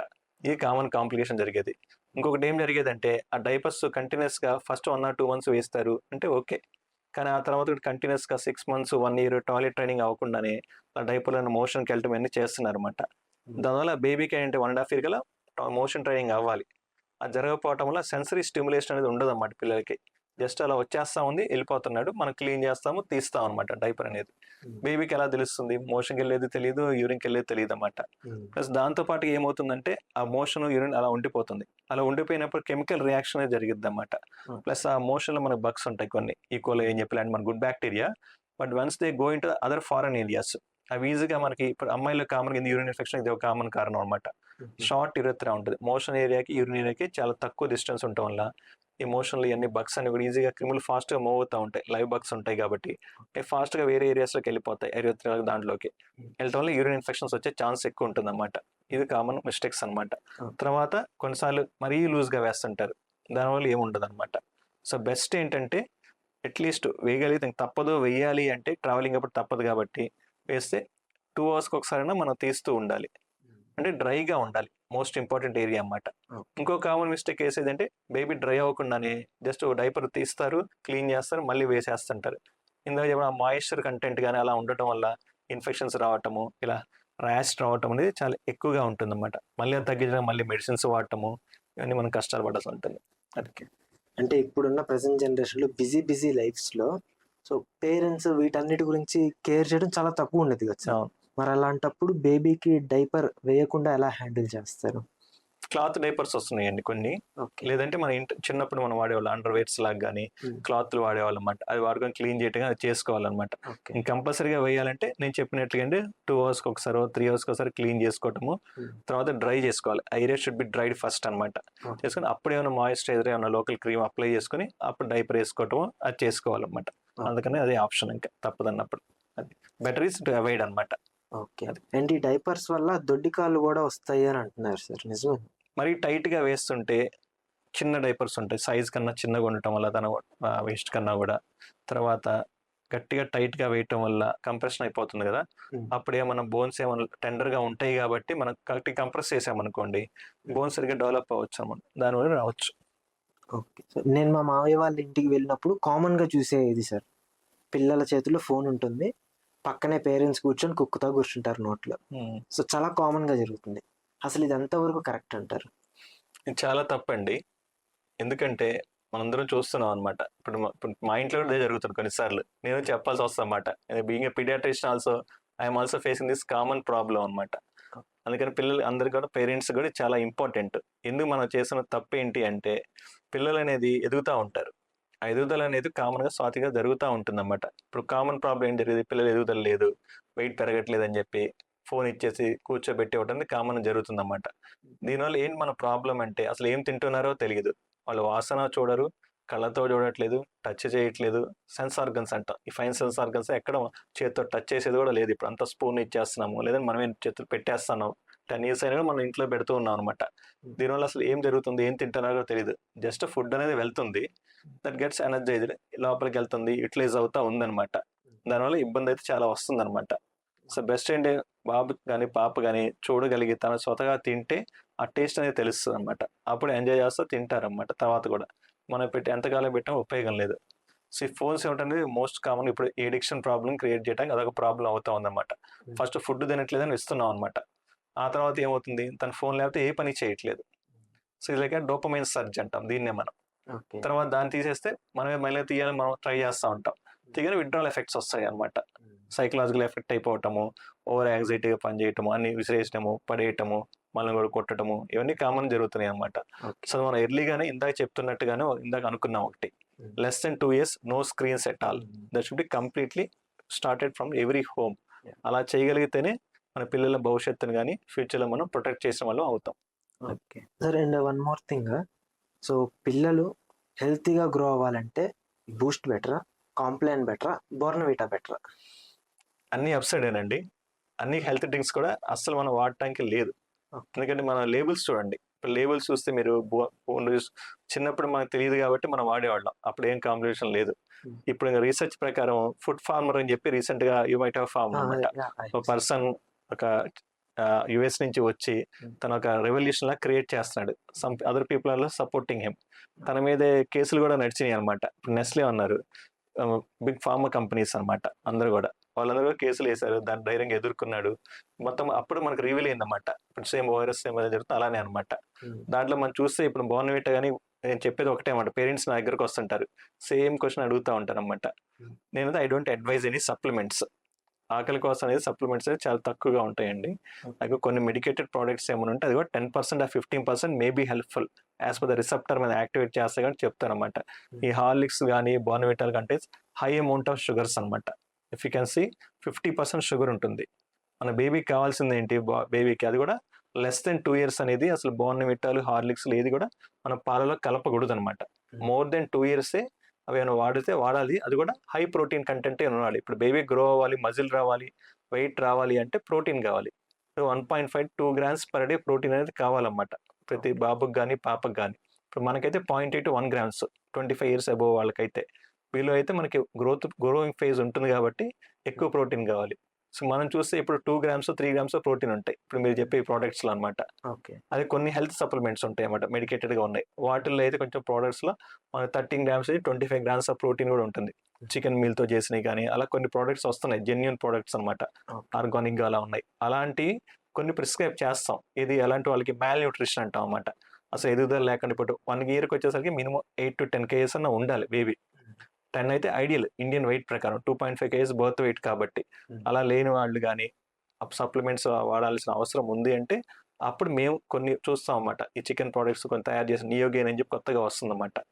దానిలో కొంచెం కంటేసి 25 grams of protein, that may be helpful. దానిలో షుగర్స్ ఉండవు, ఏముండవు, బ్లాండ్ గా ఉంటుంది అన్నమాట. ఇప్పుడు మీరు చూస్తే కంటెంట్ చూస్తే మీకే అర్థం అయిపోద్ది అన్నమాట. హై సాచురేటెడ్ ఫ్యాట్స్ ఉంటుంది కానీ లో ప్రోటీన్ ఉంటుంది, హై షుగర్స్ అన్నమాట. ఇవన్నీ వాడటం వల్ల మీకు డిసీజెస్ తెలుసు. ఇన్సులిన్ రెసిస్టెన్స్ ఎర్లీగా రావటము, దానిలో ఈ పిల్లలు డయాబెటీస్ ప్రెజెంట్ అవటం 13 years 14 years కల్లా మెటబాలిక్ డిజార్డర్స్ అంటాం అన్నమాట. ఇవన్నీ వచ్చే ఆస్కారం చాలా ఉంటుంది. జంక్ ఫుడ్ తో పాటుగా ఇవి కూడా should be contain. Sir and చిన్నపిల్లలు ఇప్పుడు జనరేషన్లో ఉన్న చిన్నపిల్లలు వాళ్ళ వయసుకి మించిన పనులు చేయటం, ఫోన్లో లవ్కి రిలేటెడ్ రీల్స్ చేస్తారు. 4th class 5th class 6th class వాళ్ళే అమ్మాయిలకి ప్రపోజ్ చేస్తున్నారు. అండ్ కొంతమంది పెళ్లిళ్ళు చేసుకున్న రీల్స్ కూడా మనకు వస్తున్నాయి. అసలు వాళ్ళ సైకాలజీ లేదా వాళ్ళ బిహేవియర్ ఇలా మారడానికి రీజన్ ఏంటంటారు? సోషల్ మీడియా అని మీరే చెప్తున్నారు కదా ఇందాక కూడా, అదే కదా. సోషల్ మీడియా అనేది చాలా ఎఫెక్ట్ అనేది చాలా ఉంటుంది అన్నమాట. ఇవన్నీ side effects of profiles of the. ఎందుకంటే మెయిన్ పేరెంటల్ అటాచ్మెంట్ లేకపోవటం, మన సొసైటీలో రిలేషన్స్ తగ్గిపోవటం కానీ, అంతమంది గ్రాండ్ పేరెంట్స్ కానీ జాయింట్ ఫ్యామిలీలాగా ఉండేవాళ్ళు కాబట్టి అందరూ మనం కలిసి తినేవాళ్ళం, ఆడుకునేవాళ్ళం, సాయంత్రం అయ్యేసరికి లేదా సండే స్పెండ్ చేసేవాళ్ళం, ఫ్రెండ్స్తో స్పెండ్ చేసేవాళ్ళం. ఇప్పుడు మనం పేరెంట్స్ పరంగా కూడా తప్పు అనుకోవాలి. మన సొసైటీ అలా ఉంది. ఇప్పుడు ఓవర్ ప్రొటెక్టివ్గా ఉంటున్నాం. పిల్లల్ని ఎక్కడ మనం బయటికి పంపించట్లేదు. ఎప్పుడు ఏం చేస్తున్నా 10 years వచ్చినా 15 years వచ్చినా ఓవర్ ప్రొటెక్ట్గానే ఉన్నాం. ఇంట్లో నుంచి బయటికి పంపించినా క్లోజ్డ్ స్పేస్లో ఆడుకోవాలి పిల్లలతో కూడా. లేదంటే అసలు వేరే వాళ్ళతో మాట్లాడితే కూడా అవకాశం లేదన్నమాట. అదొక మెయిన్ రీజన్స్ అన్నమాట. సో ఈ సొసైటీ కల్చర్ మనం మార్చుకొని అందరూ కలిసే విధంగా సోషల్ ఇంటరాక్షన్స్ మోస్ట్ ఇంపార్టెంట్ అన్నమాట. అలా ఉండి ఇంట్లో కూడా వాతావరణం అనేది మార్పు రావాలన్నమాట. మనం కూడా పిల్లలతో ఒక 1 hour 2 hours మనం పని చేసుకున్న తర్వాత స్పెండ్ చేస్తూ ఇంటరాక్టివ్ చేసుకోవాలన్నమాట. ఇప్పుడు కామన్గా ఏంటంటే ఇప్పుడు మన ఛానల్స్ ఉన్నాయి, చంటి పిల్లలు చూస్తుంటారు, ఈ కోకో మిలాన్ అని చెప్పి ఇలాంటి ఛానల్స్ చూస్తుంటారు అనమాట. ఆ ఛానల్స్ కూడా నేను చెప్తున్నట్టుగా ఓన్లీ వన్ వే ఎఫెక్ట్ అనమాట. ఇప్పుడు మనం చూస్తున్నాము దాన్ని. ఆ బాబు కానీ పాప కానీ చూస్తుంటే సివియర్ బ్రైట్ కలర్స్ ఉంటాయి, ఆ మ్యూజిక్ కూడా బాగా మెలంకోలిక్గా ఉంటుంది, ఎమోషన్స్తో ఆడుకుంటూ ఉంటుంది అనమాట. వాళ్ళు అట్రాక్ట్ అయిపోతూ ఉంటారు, చూస్తూ అవే ఫీల్ అయిపోతూ ఉంటారు. ఓన్లీ దే ఆర్ రిసెప్టివ్ అనమాట. అవుట్పుట్ అనేది లేదనమాట. ఇది మెయిన్ ప్రాబ్లమ్స్. అలాగే ఇప్పుడు పేరెంట్కి ఏం చేయాలి, మనం వాళ్ళతో పాటు చూడాలంటే 10 నిమిషాలు అనుకోండి, అంటే లెస్ దెన్ 1 year 2 years కాదు, పెద్దవాళ్ళకి అనమాట. ఇలాంటి కూర్చోబెట్టుకొని వాళ్ళకి జస్ట్గా మనం మాట్లాడుతా వాళ్ళ ఆ కార్టూన్లో కానీ వాళ్ళు ఏం చేస్తున్నారో అలా మనం కూడా రిసెప్ట్గా యాక్షన్ చేస్తా, సిగ్నల్స్ చేస్తా, వాయిస్ అన్ని చేస్తూ ఉంటే అప్పుడు డైడాక్టిక్గా ఉంటుంది అనమాట. ఇద్దరు చేస్తారు కాబట్టి రిసెప్ట్గా ఉంటుంది కాబట్టి కొంతవరకు ఎఫెక్ట్ని తగ్గించే అవకాశం ఉంటుంది అనమాట. లేదా అలా వాళ్ళకి ఇచ్చి వదిలేసామంటే మాత్రం చాలా సైడ్ ఎఫెక్ట్ వస్తాయి చిన్నపిల్లలకి. పెద్ద పిల్లలు అంటే మీరు చెప్తుండగా 8 years 10 years పిల్లలు కూడా వాళ్ళ వయసు సంబంధించి ఇప్పుడు BTS అని చెప్పి ఇలా కొరియన్ మూవీస్ అని ఇవన్నీ ఎక్కువ చూస్తున్నారు. ఈ షార్ట్స్ వచ్చేసాక వెళ్ళిపోతా ఉన్నాయి, వెళ్తానే ఉంటుంది అనమాట. దానివల్ల ఈ ప్రాబ్లమ్స్ వయసు కన్నా కూడా వాళ్ళకి ఎక్కువ ఇన్పుట్ అనేది సెన్సరీ ఇన్పుట్ ఎక్కువ వెళ్తుంది లోపలికి. సో వాళ్ళు ఏమి యాక్ట్ చేస్తున్నారో కూడా లేదన్నమాట, కంట్రోలింగ్ మెకానిజం లేదు. ఇన్పుట్ అనేది చాలా ఎక్కువ ఉంది వాళ్ళ వయసు సంబంధించి. ఐక్యూ కూడా చాలా ఎక్కువ, జెన్ ఆల్ఫా అని చెప్పి జెన్ బీటా అని చెప్పి 5 years జనరేషన్ వచ్చేస్తుంది అనమాట. ఐక్యూ లెవెల్స్ కూడా మామూలు ఐక్యూతో చూస్తే మనం మిలీనియల్స్ అనుకోండి, ఇప్పుడు జెన్ ఎక్స్ అనుకోండి, ఇప్పుడు జీటా అంతే, ఇప్పుడు జెన్ జీ వాళ్ళు ఉన్నారు, వాళ్ళ ఐక్యూ 30% తేడా ఉంటుంది, ఆల్ఫా 30%. అంటే ఐక్యూ ఈజ్ ఇంక్రీజింగ్, బట్ వాళ్ళు మనం కరెక్ట్గా ఛానల్ చేస్తున్నామా లేదా, అని మనం ఆలోచించుకోవాలి as parents and as paediatrician also I was a parent కాబట్టి నేను చెప్తున్నాను అనమాట ఇవన్నీ ప్రాబ్లమ్స్ ఉన్నాయి కాబట్టి. అది చిన్న పిల్లల్లో మోస్ట్ కామన్‌గా చూసే విషయము, వాళ్ళు ఎక్కువ మోషన్‌కి వెళ్ళకపోవటం, కాన్‌స్టిపేషన్ ప్రాబ్లమ్ ఎక్కువ చూస్తుంటాం కదా! సో, అదసలు ఎందుకు వస్తుంది? అండ్ దానికి సొల్యూషన్ ఏంటి? సో మీరు చెప్పినట్లంటే కాన్స్టిపేషన్ అలా మలబద్ధకం మన తెలుగులో అంటాము. చాలా కామన్గా చూస్తున్నాం అండి. రీసెంట్గా ఇప్పుడు మనం వీక్లీ చూసుకుంటే ఈ లాస్ట్ వీక్లోనే ఒక్క రోజులో 6 చిల్డ్రన్ వచ్చారన్నమాట. ఏజ్ రేంజ్ కూడా మన 6 months నుంచి 10 years 15 years వాళ్ళు కూడా ఉన్నారనమాట. అంత కామన్గా వస్తుంది. సో మనం అబ్జర్వ్ చేస్తుంటే మోస్ట్ కామన్గా ఈ లైఫ్ స్టైల్ ప్రాబ్లమ్స్ వల్లే అనమాట. ఎందుకంటే మన చిన్నప్పుడు మనం ఉన్నప్పుంటే అన్ని రకాల ఫుడ్లు తినేవాళ్ళం ఏది పెట్టినా కూడా అది. ఇప్పుడు మనకి అవైలబిలిటీ ప్లెంటీగా ఉంది కానీ తినేది మాత్రం తక్కువగా ఉందన్నమాట. అది main problem. Mostly pick eaters అంటాం. సో వెరైటీ ఓన్లీ ఈ 2 వెరైటీలు తింటాము. ఓన్లీ అన్నమే తింటాం, అన్నం తింటాం. లేదంటే ఫ్రూట్స్ తినకపోవడం ఇవన్నీ ప్రాబ్లమ్స్ అనమాట. సో నేనైతే కాన్స్టిపేషన్ 4 పిల్లర్స్ అని చెప్తాను అనమాట యాజ్ ఎ ట్రీటింగ్ పీడియాట్రిషియన్గా. First water. Water is very important. Water అనేది మంచిగా తీసుకోవాలి. అట్లీస్ట్ నేను చెప్పేది ఏంటంటే కాన్స్టిపేషన్ ప్రివెంట్ చేయాలి అంటే ఫుడ్ తిన్న తర్వాత కానీ, మోషన్ తర్వాత కానీ, యూరిన్ తర్వాత కానీ అట్లీస్ట్ హాఫ్ కప్ నుంచి cup of water should be drank. అది కూడా ఏజ్ని బట్టి అన్నమాట. ఫస్ట్ మనం 6 months నుంచి వాటర్ స్టార్ట్ చేస్తుంటాం కాబట్టి సిప్ ఆఫ్ వాటర్తో స్టార్ట్ చేసుకోవాలి. అది మోషన్ తర్వాత, యూరిన్ తర్వాత, తిన్న ప్రతి ఫుడ్ తర్వాత. మనం ఏది ఇచ్చినా సరే సాలిడ్ ఫుడ్ అవ్వచ్చు, సెమీ సాలిడ్ అవ్వచ్చు, కొంచెం లిక్విడ్ ఫుడ్ అయినా కూడా ఒక అలవాట్లాగా పిల్లలు ట్రైన్ చేయాలన్నమాట మనం. అది చేస్తామంటే వాళ్ళకి అలవాటు అయింది. Next fibre diet. పీచు పదార్థం ఉన్న పదార్థాలు. పీచు పదార్థం అంటే మనకి ఫ్రూట్స్ అండ్ వెజిటేబుల్స్. అవి లోకల్లీ ఇప్పుడు సద్గురు చెప్తున్నారన్నమాట. మన లోకల్గా ఏం దొరుకుతుందో ఆ ఫుడ్సే పెట్టండి అని చెప్పి. ఏదో ఇంపోర్టెడ్ ఫుడ్స్ అంటే ఎగ్జోటిక్ ఫ్రూట్స్, యాపిల్స్ అని ఎక్కడి నుంచో వచ్చినాయి కానీ, లేకపోతే అవకోడా కామన్ అపోహ అనమాట. చాలా మంది అందరూ అడుగుతున్నారు 5th month 6th month వచ్చి అవకాడో పెట్టేయచ్చా? అవకాడో కంటే ఫ్యాట్. ఆ ఫ్యాట్ వల్ల ఏమి హెల్ప్ఫుల్ ఉంటుందా? ఫ్యాట్ కంటెంట్ కావాలి పిల్లలకి. బ్రెయిన్ గ్రోత్ కానీ చాలా ఇంపార్టెంట్. మైలిన్ షీత్ ఫామ్ అవడానికి, బ్రెయిన్ మన మెంటల్గా మెచ్యూర్ అవడానికి చాలా ఇంపార్టెంట్ అన్నమాట. కానీ మన అవకాడో మన ఫుడ్ కాదు. మన లోకల్లో పెరిగింది అనుకోండి ఓకే మన సాయిల్లో. సో అది ఇంపార్టెంట్ అనమాట. దానివల్ల మనకి పల్లీస్ వస్తున్నాయి అన్నమాట. ఆ పల్లీలో కూడా గ్రౌండ్ నట్స్ దగ్గర good amount of good fat అనమాట. అలాంటి చూసుకోవాలన్నమాట ఏ వెరైటీ అన్నదన్నమాట. అది ఇంపార్టెంట్. ఇంకొకటి అంటే టాయిలెట్ ట్రైనింగ్. టాయిలెట్ ట్రైనింగ్ సరిగ్గా చేయకపోవటం. యూజువల్లీ 1.5 years స్టార్ట్ అవుతుంది బేబీ అంటే 1.5 to 2 years మధ్య మోషన్ ట్రైనింగ్ అనేది అవ్వాలి. పాటీ ట్రైనింగ్ అంటాం అన్నమాట. సో అది ఎలాగంటే బేబీని తీసుకెళ్ళి ఒక పాటీ చైర్ కొంటామో లేకపోతే మన టాయిలెట్ ఇండియన్ టాయిలెట్ అయితే దాని జస్ట్ ఒక చేసేసి లెగ్స్ కిందకి 2 అటాచ్ అయ్యే విధంగా కూర్చోబెట్టాం. స్క్వాటింగ్ పొజిషన్ అని చెప్పేవాళ్ళం మనం. మలాసనం అని చెప్పి మన యోగాలో కూడా ఉంది. మార్నింగ్ కూర్చోమని ఇప్పుడు చెప్తున్నారు. పెద్ద పెద్ద యోగా వాళ్ళు కూడా అదే చెప్తారు. మనం కూడా అవ్వకపోతే సరిగ్గా కింద కూర్చోండి అయిపోద్దని చెప్పారు. ఇప్పుడు మనం వీడియోస్ మీ ఇన్స్టాగ్రామ్ వీడియోస్లో కూడా చూస్తూ ఉంటే అన్నిట్లో కూడా Chinese people use to SIT like that when they go in the station or somewhere also కింద కూర్చుంటారు. మనకంటే మనం కూర్చోము, నిల్చుంటా ఉంటాము, సైడ్గా ఉంటాము, చైర్స్ కావాలి అలా ఉంటుందన్నమాట. సో ఆ పోస్టర్ అనేది చాలా ఇంపార్టెంట్ అనమాట. దానివల్ల ఏమవుతుందో మన బాడీలో రెక్టల్ మజిల్స్ అని ఉంటాయి అనమాట. ఆ మజిల్స్ అలైన్మెంట్ అయ్యి కాంట్రాక్ట్ అవ్వటం వల్ల మోషన్ ఫ్రీగా వెళ్ళిపోవాలి. సో ఎవరైతే ఎర్లీ మార్నింగ్లో మన నేచర్ కాల్స్ బ్రష్ చేయగానే నేచర్ కాల్ వెళ్తారో ఆ రోజున మనకి ఫ్రీ అయిపోద్ది. పారాసింపాటిక్ కంట్రోల్ బాగుంటుంది. మన బ్రెయిన్ అంతా కూడా హ్యాపీగా ఉంటుంది. హ్యాపీ హార్మోన్స్ రిలీజ్ అవుతాయి. ఫ్రెష్గా వెళ్ళిపోద్ది అన్నమాట. ఎవరైతే లేదో చిరాగ్గా ఉండటము, బిహేవియర్ ప్రాబ్లమ్స్ రావటము, అదంతా కూడా మన వర్క్లో కూడా ఎఫెక్ట్ అవ్వటము, చదువులో ఎఫెక్ట్స్, స్కాలర్స్టిక్ ఎబిలిటీ ఎఫెక్ట్ అవుతాయి. ఇవన్నీ ఉంటాయి అనమాట. ఇది థర్డ్ పిల్లర్ అనమాట. నెక్స్ట్ వచ్చేసరికి అది కూడా అవ్వట్లేదు వీటికి కూడా మన పద్ధతిలో ఫాలో అయినా అంటే మెడిసిన్స్ ఉంటాయి అన్నమాట. కొన్ని సిరప్లు ఉంటాయి, లాక్సేటివ్స్ అంటాం అన్నమాట. దాంట్లో వెరైటీస్ ఉంటాయి. అలాగనే ఫైబర్తో వచ్చిన కొన్ని పదార్థాలు ఉన్న మెడిసిన్స్ ఉంటాయి అన్నమాట, పౌడర్స్. అవన్నీ రీకాన్స్టిట్యూట్ చేసుకొని కాన్స్టిపేషన్ అనేది వాడుకోవాలన్నమాట.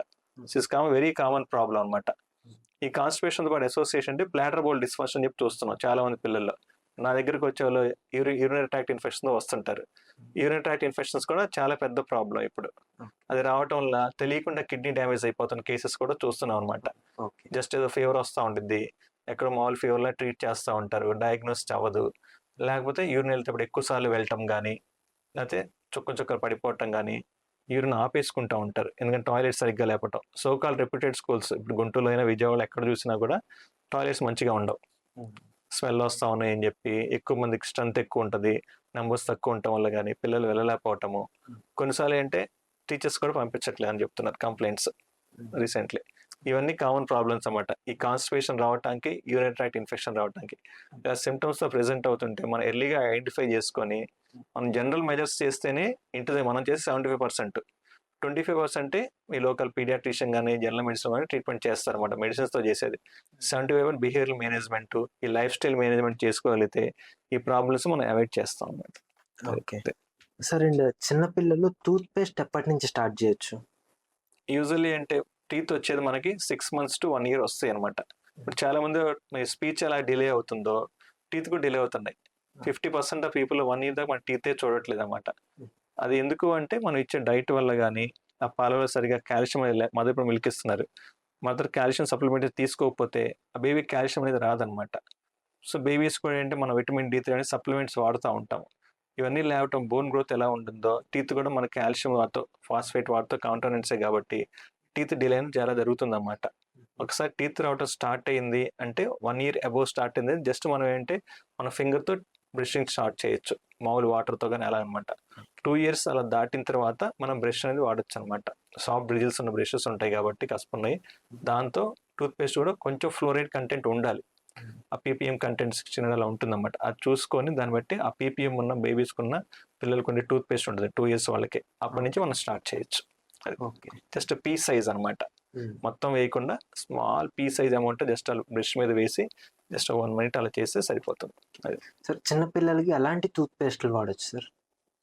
బేబీస్ స్పెషల్ టూత్ పేస్ట్ ఉంటాయండి పిల్లలకి, 2 years దాటిన వాళ్ళకి ఫ్లోరైడ్ కంటెంట్ టూత్ పేస్ట్ ఉంటాయి, అవి వాడాల్సి ఉంటుంది అనమాట. ఓకే. ఇప్పుడు మనం వాడుతున్న డాబర్ రెడ్ ఇట్లాంటివి అలాంటివి కాదండి, పిల్లలకి సపరేట్ గా ఉంటాయి. 2 to 6 years వేరుగా ఉంటుంది. Okay. Once baby crosses 6 years దాటితే పిల్లలు అప్పుడు మనం వాడినా కూడా పెద్ద ఇబ్బంది ఏమి ఉండదు అన్నమాట. ఓకే. అది కూడా మనకి కలర్ కోడెడ్ ఉంటుంది, ఆ కలర్ కోడ్ కూడా చూసుకోవాలి. గ్రీన్ అని చెప్పి, బ్లూ అని చెప్పి, బ్లాక్ అని మీరు టిప్ మీద చూస్తే టూత్ పేస్ట్ వెనక కలర్ కోడెడ్ ఉంటుంది అన్నమాట. ఓకే. గ్రీన్ అంటే మోస్ట్లీ కొంచెం తక్కువ కంటెంట్ ఉందన్నమాట, కొంచెం నేచురల్ గా దగ్గరగా ఉన్నట్టు. ఓకే. బ్లూ అంటే మీడియం అనమాట. రెడ్ ఉందంటే కొంచెం టాక్సిక్, అది కూడా చూడాల్సిన అవసరం చాలా ఉంటుంది. ఓకే. ఇంపార్టెంట్. అంటే veg non veg type sir? What is the material they are using అంటే దాని ప్రిజర్వేటివ్స్ అవి వాడుతుంటారు కదా, ఆ వాటితో పాటుగా మనం వాడే కాల్షియం సిలికేట్ అన్ని వాటితో పాటుగా వాడే కంటెంట్ ని బట్టి కలర్ కోడింగ్ ఇస్తారు టూత్ పేస్ట్ వాళ్ళు కంపెనీస్. గ్రీన్ ది ఎక్కువ యూజ్ చేయాలి. గ్రీన్ యూజ్ చేయాలి. ఓకే. చిన్నపిల్లలకి సాలిడ్ ఫుడ్స్ ఎప్పుడు ఫస్ట్ టైం స్టార్ట్ చేయాలి సార్? సో ఫస్ట్ 6 months ని మనం మదర్ ఫీడ్స్ ఇవ్వమని చెప్తాం, ఎక్స్క్లూజివ్ మదర్ ఫీడింగ్ చెప్తాం బేబీ పుట్టిన దగ్గర నుంచి. ఇన్ కేసు కొంతమంది అవైలబుల్ సర్కమ్స్టాన్సెస్ లో మదర్ ఫీడింగ్ లేనప్పుడు ఫార్ములా ఫీడ్స్ వాడతారన్నమాట. సో మనం అన్నప్రాసన ఎప్పుడు చేస్తాము? 6 నెలల్లో చేస్తాం. ఎందుకు చేస్తాము? సైంటిఫిక్ రీజన్ ఫర్ ఇట్ అన్నమాట. సో ఇప్పుడు మనం ఎప్పుడో తెలియక ముందే, మనకు రీసెర్చ్ అవ్వకముందే మన పెద్దవాళ్ళు చెప్పారన్నమాట. సో గట్ మెచ్యూరిటీ అంటాం అనమాట. మన గట్ మెచ్యూరిటీ వచ్చి మన బాడీలో గుడ్ బ్యాక్టీరియా అని ఉంటాయి, మన పొట్టలో కానీ అక్కడ మన బాడీ అంతా బ్యాక్టీరియా ఉంటాయి, అబౌట్ బిలియన్స్ ఆఫ్ బ్యాక్టీరియా ఉంటుంది. ఆ గుడ్ బ్యాక్టీరియా గ్రో అనేది చాలా కామన్గా ఆ 6 months నుంచి స్టార్ట్ అయింది అనమాట. అందుకే మనకి 5వ నెల 6వ రోజు అని చెప్పి కాన్సెప్ట్ ఉందన్నమాట. సో 6 నెలల నుంచి మనం ఫీడింగ్ అనేది స్టార్ట్ చేయాలి. వీనింగ్ ఫుడ్స్ అంటాం అన్నమాట, ఆర్ కాంప్లిమెంటరీ ఫీడింగ్ అంటాం మన భాషలో అయితే అనమాట. ఆ ఫుడ్ అనేది స్టార్ట్ చేసుకోవాలి. First we start with soft diet start చేస్తాం, అంటే మనం ఉగ్గిలాగా చేస్తాం ఇంట్లో. మనం బాయిల్డ్ రైస్ పెట్టుకొని కొంచెం పచ్చిపప్పు కానీ కందిపప్పు కానీ వేసి బాగా బాయిల్ చేసి మెత్తగా చేసి చేస్తాం అనమాట. సో దాంతో ఫస్ట్ స్టార్ట్ చేయాలన్నమాట. అది దాంతో పాటుగా SIPs of water we can start from 6th month. Okay. సరే అండి, పిల్లలు బాగా నడవటానికి చిన్నప్పటి నుంచే వాకర్స్ కొని ఇస్తున్నారు కదా, సో అది వాడటం కరెక్టేనా? కంపల్సరీ బ్యాన్ చేశారండి యూఎస్లో అయితే, కానీ ఇండియాలో అయితే మనకు అన్ని అవైలబిలిటీ ఉంటాయి, మనకు అందరూ తెలిసిందే. So American academy of paediatrics ప్రకారం అయితే వాకర్స్ ఆర్ బ్యాన్ కంపల్సరీ. ఇప్పుడు 6 months నుంచి చాలా మంది తెలియక వేస్తున్నారు అనమాట, ఎందుకంటే వాళ్ళు నడుస్తూ ఉంటారు, తిరుగుతూ ఉంటారు, మనకు మన పనులు మనం చేసుకోవచ్చు అన్నట్టుగా అనమాట. దానివల్ల ఏమవుతుంటే బోలెక్స్ వచ్చేస్తాయి, బాడీ అంతా కూడా గ్రో అప్పుడే ఏజ్ అనమాట. బేబీ ఇంకా మనకి కూర్చునే స్టేజ్లో ఉన్నాడు, ఇంకా పాకటం కూడా రాలేదు 6 months అంటే. దానివల్ల ఈ ఇబ్బందులు వస్తాయి అనమాట. పాకి బేబీ చిన్నగా తనకు తానుగా కూర్చొని లేవాలి, లేచి తనకు సపోర్టింగ్ అంట, SIT with support, stand with support అంటాం అన్నమాట. అలా వస్తే బాడీ స్ట్రెంత్ అనేది కరెక్ట్గా అలైన్మెంట్ అయ్యి ఆ కింద కాళ్ళ మీద పడుతుంది, అప్పుడు బోన్స్ అనేది స్ట్రెంత్ అయ్యే ఛాన్స్ ఉంటుంది అనమాట. ముందే మనం నిల్చోబెట్టడం వల్ల ఈ బాడీ స్ట్రెంత్ అంతా బోన్స్ వాటిపై పడిపోతుంది. ఫీమర్ అలా ఉంటాం కదా, లాంగ్ బోన్స్ ఉంటాయి. సో దానివల్ల ఇలా బోలెక్స్ బొంగు కాళ్ళు అంటాం మనం, కామన్ యూస్ అంతమంది ఫ్లోరైడ్ వల్ల అలా వచ్చేది అనమాట. కామన్ చూసే అవకాశం మళ్ళీ చాలా కేసెస్ చూస్తున్నాం అనమాట. అందుకని బెటర్ టు అవాయిడ్ వాకర్స్ అనమాట. ఓన్లీ అంటే 1 year అలా వచ్చాక నడవటం ఎప్పుడు స్టార్ట్ అయిద్దో మన 3 చక్రాలు ఉంటుంది కదా నెట్టుకునేది, అది వాడుకోవచ్చు. అది ఏదన్నా ఫ్యామిలీలో కొత్తగా ఒక బాబు పుట్టింది లేదా ఒక బేబీ పుట్టింది అంటే చాలా మంది రిలేటివ్స్ వస్తారు. అందరూ ఎత్తుకొని చూస్తా ఉంటారు. ముద్దులు పెడతా ఉంటారు. నేను విన్న న్యూస్ ఏంటంటే సార్, అమెరికాలో ఒక బేబీకి కన్ను తీసేయాల్సొచ్చింది అని. ఒక తల్లి ఎవరో కిస్ చేస్తే. సో, అసలు కామన్ గా జరిగే ప్రాబ్లం అదేనండి. ఆ! ఏమంటే వస్తుంటారు, కిస్ చేస్తుంటారు, పట్టుకుంటా ఉంటారు. కాళ్ళకి చేతులకి మన గోళ్ళలో కానీ, మన ఓరల్ క్యావిటీ అంటాం. ఓరల్ క్యావిటీలో చాలా టైప్స్ ఆఫ్ బ్యాక్టీరియా, వైరసెస్ కానీ, పారాసైట్స్ ఉంటాయి అనమాట. ఓకే. అలా కిస్ చేయటం వల్ల ఇవన్నీ కూడా ఇన్ఫెక్షన్స్. బేబీ ఆల్రెడీ ఇమ్యూనిటీ ఉండదు. ఓన్లీ మదర్ ఏ ఫీడింగ్ ఇస్తుందో దాని బేబీ ఇమ్యూనిటీ డెవలప్ అవ్వాలన్నమాట. ఇప్పుడు దానివల్ల ఏమవుతుంది, మనం ఉంటే బాడీ కొన్ని ఇన్ఫెక్షన్స్ అన్ని కూడా బేబీకి అటాచ్ చేస్తున్నాం. బేబీకి రోగనిరోధక శక్తి లేదు కాబట్టి ఈజీగా క్యాచ్ చేస్తారు. అది ఇమ్యూనో సప్రెసర్. బరువు తక్కువ బేబీస్ కానీ, నెల ముందు పుట్టిన బేబీస్ కదా సీరియస్నెస్ చాలా ఉంటుందన్నమాట. సో బెటర్ మనం హ్యాండ్ వాష్ అది చేసుకొని బేబీని టచ్ చేయాలి. వీళ్ళంతా టచ్ చేయకుండా ఉంటే better. Only 1 or 2 people should handle అన్నమాట. నా దగ్గరకు వచ్చి నేను అదే చెప్తాను. ఇప్పుడు సిస్టర్స్ ఉంటారు, బ్రదర్స్ ఉంటారు, వాళ్ళకు కూడా ఆతృత ఉంటుంది అన్నమాట. రోజు ముద్దులు పెట్టేసి అలా చేస్తుంటారు. ఎందుకంటే వాళ్ళు మళ్ళీ స్కూల్కి వెళ్ళి వస్తూ ఉంటారు. అక్కడ నుంచి అన్ని ఇన్ఫెక్షన్స్ క్యారీ చేసి ఈ బేబీస్కి ఇస్తుంటారు అనమాట. దాని సఫర్ అయిన బేబీస్ చాలా మంది ఉన్నారన్నమాట, సీరియస్ ఇన్ఫెక్షన్లు వచ్చి. అందుకని బెటర్ టు అవాయిడ్ అనమాట. ఓకే. సార్, చిన్న పిల్లలకి ఏమన్నా అయిన వెంటనే తాతయ్యలు, నాయనమ్మలు, అమ్మమ్మలు వీళ్ళందరూ వచ్చి ఏవేవో చేసేస్తూ ఉంటారు సార్. సో, వాటిల్లో చాలా మిస్టేక్స్ ఉన్నాయి అంటూ ఉంటారు పీడియాట్రిక్స్ డాక్టర్స్ చాలా మంది. అసలు ఏమేమి మిస్టేక్స్ ఉంటాయి సార్? మెయిన్ నాటు పద్ధతులు ఉంటాయండి. చేయగానే ఫస్ట్ రాగానే ప్రాబ్లం వస్తుంది అనమాట. ఇప్పుడు మన జాండీస్ రాగానే ఏం చేస్తుంటారు, అంతకుముందు ఇంటూరుకి వెళ్ళిపోతారు. ఇంటూరుకి వెళ్ళిపోయి కాల్చడం కానీ బ్యాండింగ్ అంటాం అనమాట. కావున చాలా మంది ఇప్పుడు చేతులు చూస్తే కూడా బ్యాండింగ్ లాగా రౌండ్ కనిపిస్తూ ఉంటాయి అన్నమాట. అదొక కామన్ మిస్టేక్ అనమాట. ఓకే. అది అపోహ అనమాట. దానివల్ల మనం ఇంకా ప్రాబ్లం క్రియేట్ చేస్తున్నాం. అది ఇన్ఫెక్ట్ అయ్యి డ్యామేజ్ అయిన పిల్లలు కూడా ఇంకా ఎక్కువ ఉన్నారనమాట. మనకి జాండీస్ అంటే మనం తినే ఆహార పద్ధతుల వల్ల కానీ, లేకపోతే వైరస్ కానీ, బ్యాక్టీరియా వల్ల కానీ వస్తుంటాయి అనమాట. మోస్ట్లీ వచ్చేది ఆ కాంటాక్ట్ ద్వారా. వాళ్ళు most common food contaminate disease వల్ల వచ్చేదన్నమాట. ఇప్పుడు దానివల్ల వచ్చేదాన్ని మనం ఏం చేసుకోవాలి, ప్రాపర్గా మనం వైరస్ బ్యాక్టీరియాని చూసుకుంటే దాన్ని ట్రీట్మెంట్ చేసుకుంటే ఉంటుందన్నమాట. కానీ వాటి వల్ల వస్తుంది తగ్గుతుందా అంటే మన నమ్మకం మీద ఆధారపడేది, శాస్త్రీయత ఏమనేది లేదనమాట. అది ఇంకొకటి వచ్చేసరికి కాటుకలు ఎక్కువ పెడుతుంటారు. ఇప్పుడు పిల్లలు చాలా మంది తీసుకొస్తుంటారు, ఫుల్ కళ్ళ నిండా కాటుకలు పెట్టేసుకుని అమ్మవారిలా తయారు చేసుకొని తీసుకొస్తుంటారు. బాగా అయినా గర్ల్ అయినా కూడా అనమాట. మేము చూడగానే చెప్పేదంటే బొగ్గను చొక్కలా పెట్టుకొని దిష్టి అనుకుంటే, లేకపోతే పైన ఒకటి పెట్టుకొని చెప్తాం అనమాట. దీనివల్ల ఏమైనా కెమికల్స్ అందరూ తెలుసు. కాటుకలు ఒకప్పుడు మన ఇంట్లో అంతా అన్ని చేసుకునే మెటీరియల్స్ చేసుకునే కాబట్టి అంత టాక్సిటీ అనేది ఉండేది కాదు. ఇప్పుడంతా కెమికల్సే. దాంట్లో ఏమంటే లెడ్ కంటెంట్ ఉంటుంది అనమాట. లెడ్ ఎంత దేని చేస్తే మన అందరికీ తెలుసు అనమాట. దానివల్ల రెస్పిరేటరీ ఇన్ఫెక్షన్స్ రావటం కానీ, బ్రెయిన్ కూడా ఎఫెక్ట్ అయ్యింది. Silent it's like silent killer లాగా అనమాట. సైడ్ ఎఫెక్ట్స్ ఉంటాయి కాబట్టి కళ్ళల్లో అంత కాటుకు పెట్టుకొని అవాయిడ్ చేసుకోవాలి. జస్ట్ ఫేస్ మీద కొంచెం చుక్కలాగా పెట్టి దిష్టి చుక్కలాగా పెట్టుకుంటే ఓకే అనమాట. అది ఇంకొకటి వచ్చేసరికి బొడ్డుకి ఏది పడితే మట్టి రాయటము, ఇవన్నీ ఇప్పుడు కొంచెం తగ్గిపోయినాయండి. ఒకప్పుడు 10 years బ్యాక్ చాలా కామన్గా చూసేవాళ్ళం అనమాట. దానివల్ల ఇన్ఫెక్షన్స్ ఇంకా ఎక్కువ అయిపోయి, ఎందుకంటే మన బొడ్డు అనేది అంబ్లికల్ కార్డ్ అంటాం అనమాట. Like blood వెజిల్. మదర్ లోపల ఉన్నప్పుడు మదర్ నుంచి బేబీకి కావాల్సిన న్యూట్రియంట్ సప్లై చేసే ఛానల్ అంతా అదే అనమాట. బ్లడ్ ద్వారా సప్లై చేస్తుంది. మాయ ఉండేది ప్లసెంటా అనేది సప్లై చేస్తామంట. తీసిన తర్వాత చిన్నగా అదే 5 yearsకో 6 daysకో హీల్ అయిపోయి ఊడిపోద్ది అనమాట. తర్వాత లోపల రికవర్ అవ్వడం ఇంకో 2-3 రోజులు పట్టింది. ఈ లోపల కొంచెం చూడగానే డిశ్చార్జ్ లాగా అనిపించగానే మట్టి రాయటం ఇవన్నీ ఉంటాయి అనమాట. దానివల్ల చాలా ప్రాబ్లమ్స్ వస్తాయి. అంతా ఇన్ఫెక్ట్ అయిపోవటము, ఆ బ్లడ్లో స్ట్రీమ్లోకి వెళ్ళిపోవటము, మేబీ సీరియస్ అయిన కండిషన్స్ కూడా ఉన్నాయి అనమాట. సో ఇలాంటివన్నీ చేయకుండా జస్ట్ డిశ్చార్జ్ లాగా ఏమైనా ఉంటే మామూలుగా ఆయింట్మెంట్ పెట్టుకుంటే సరిపోతుంది అనమాట, యాంటీబయాటిక్. ఇవి కామన్ ప్రాబ్లమ్స్ చూసేదన్నమాట మనం చూడండి. సాంబ్రాన్ని కూడా పెడుతూ ఉంటారు సార్.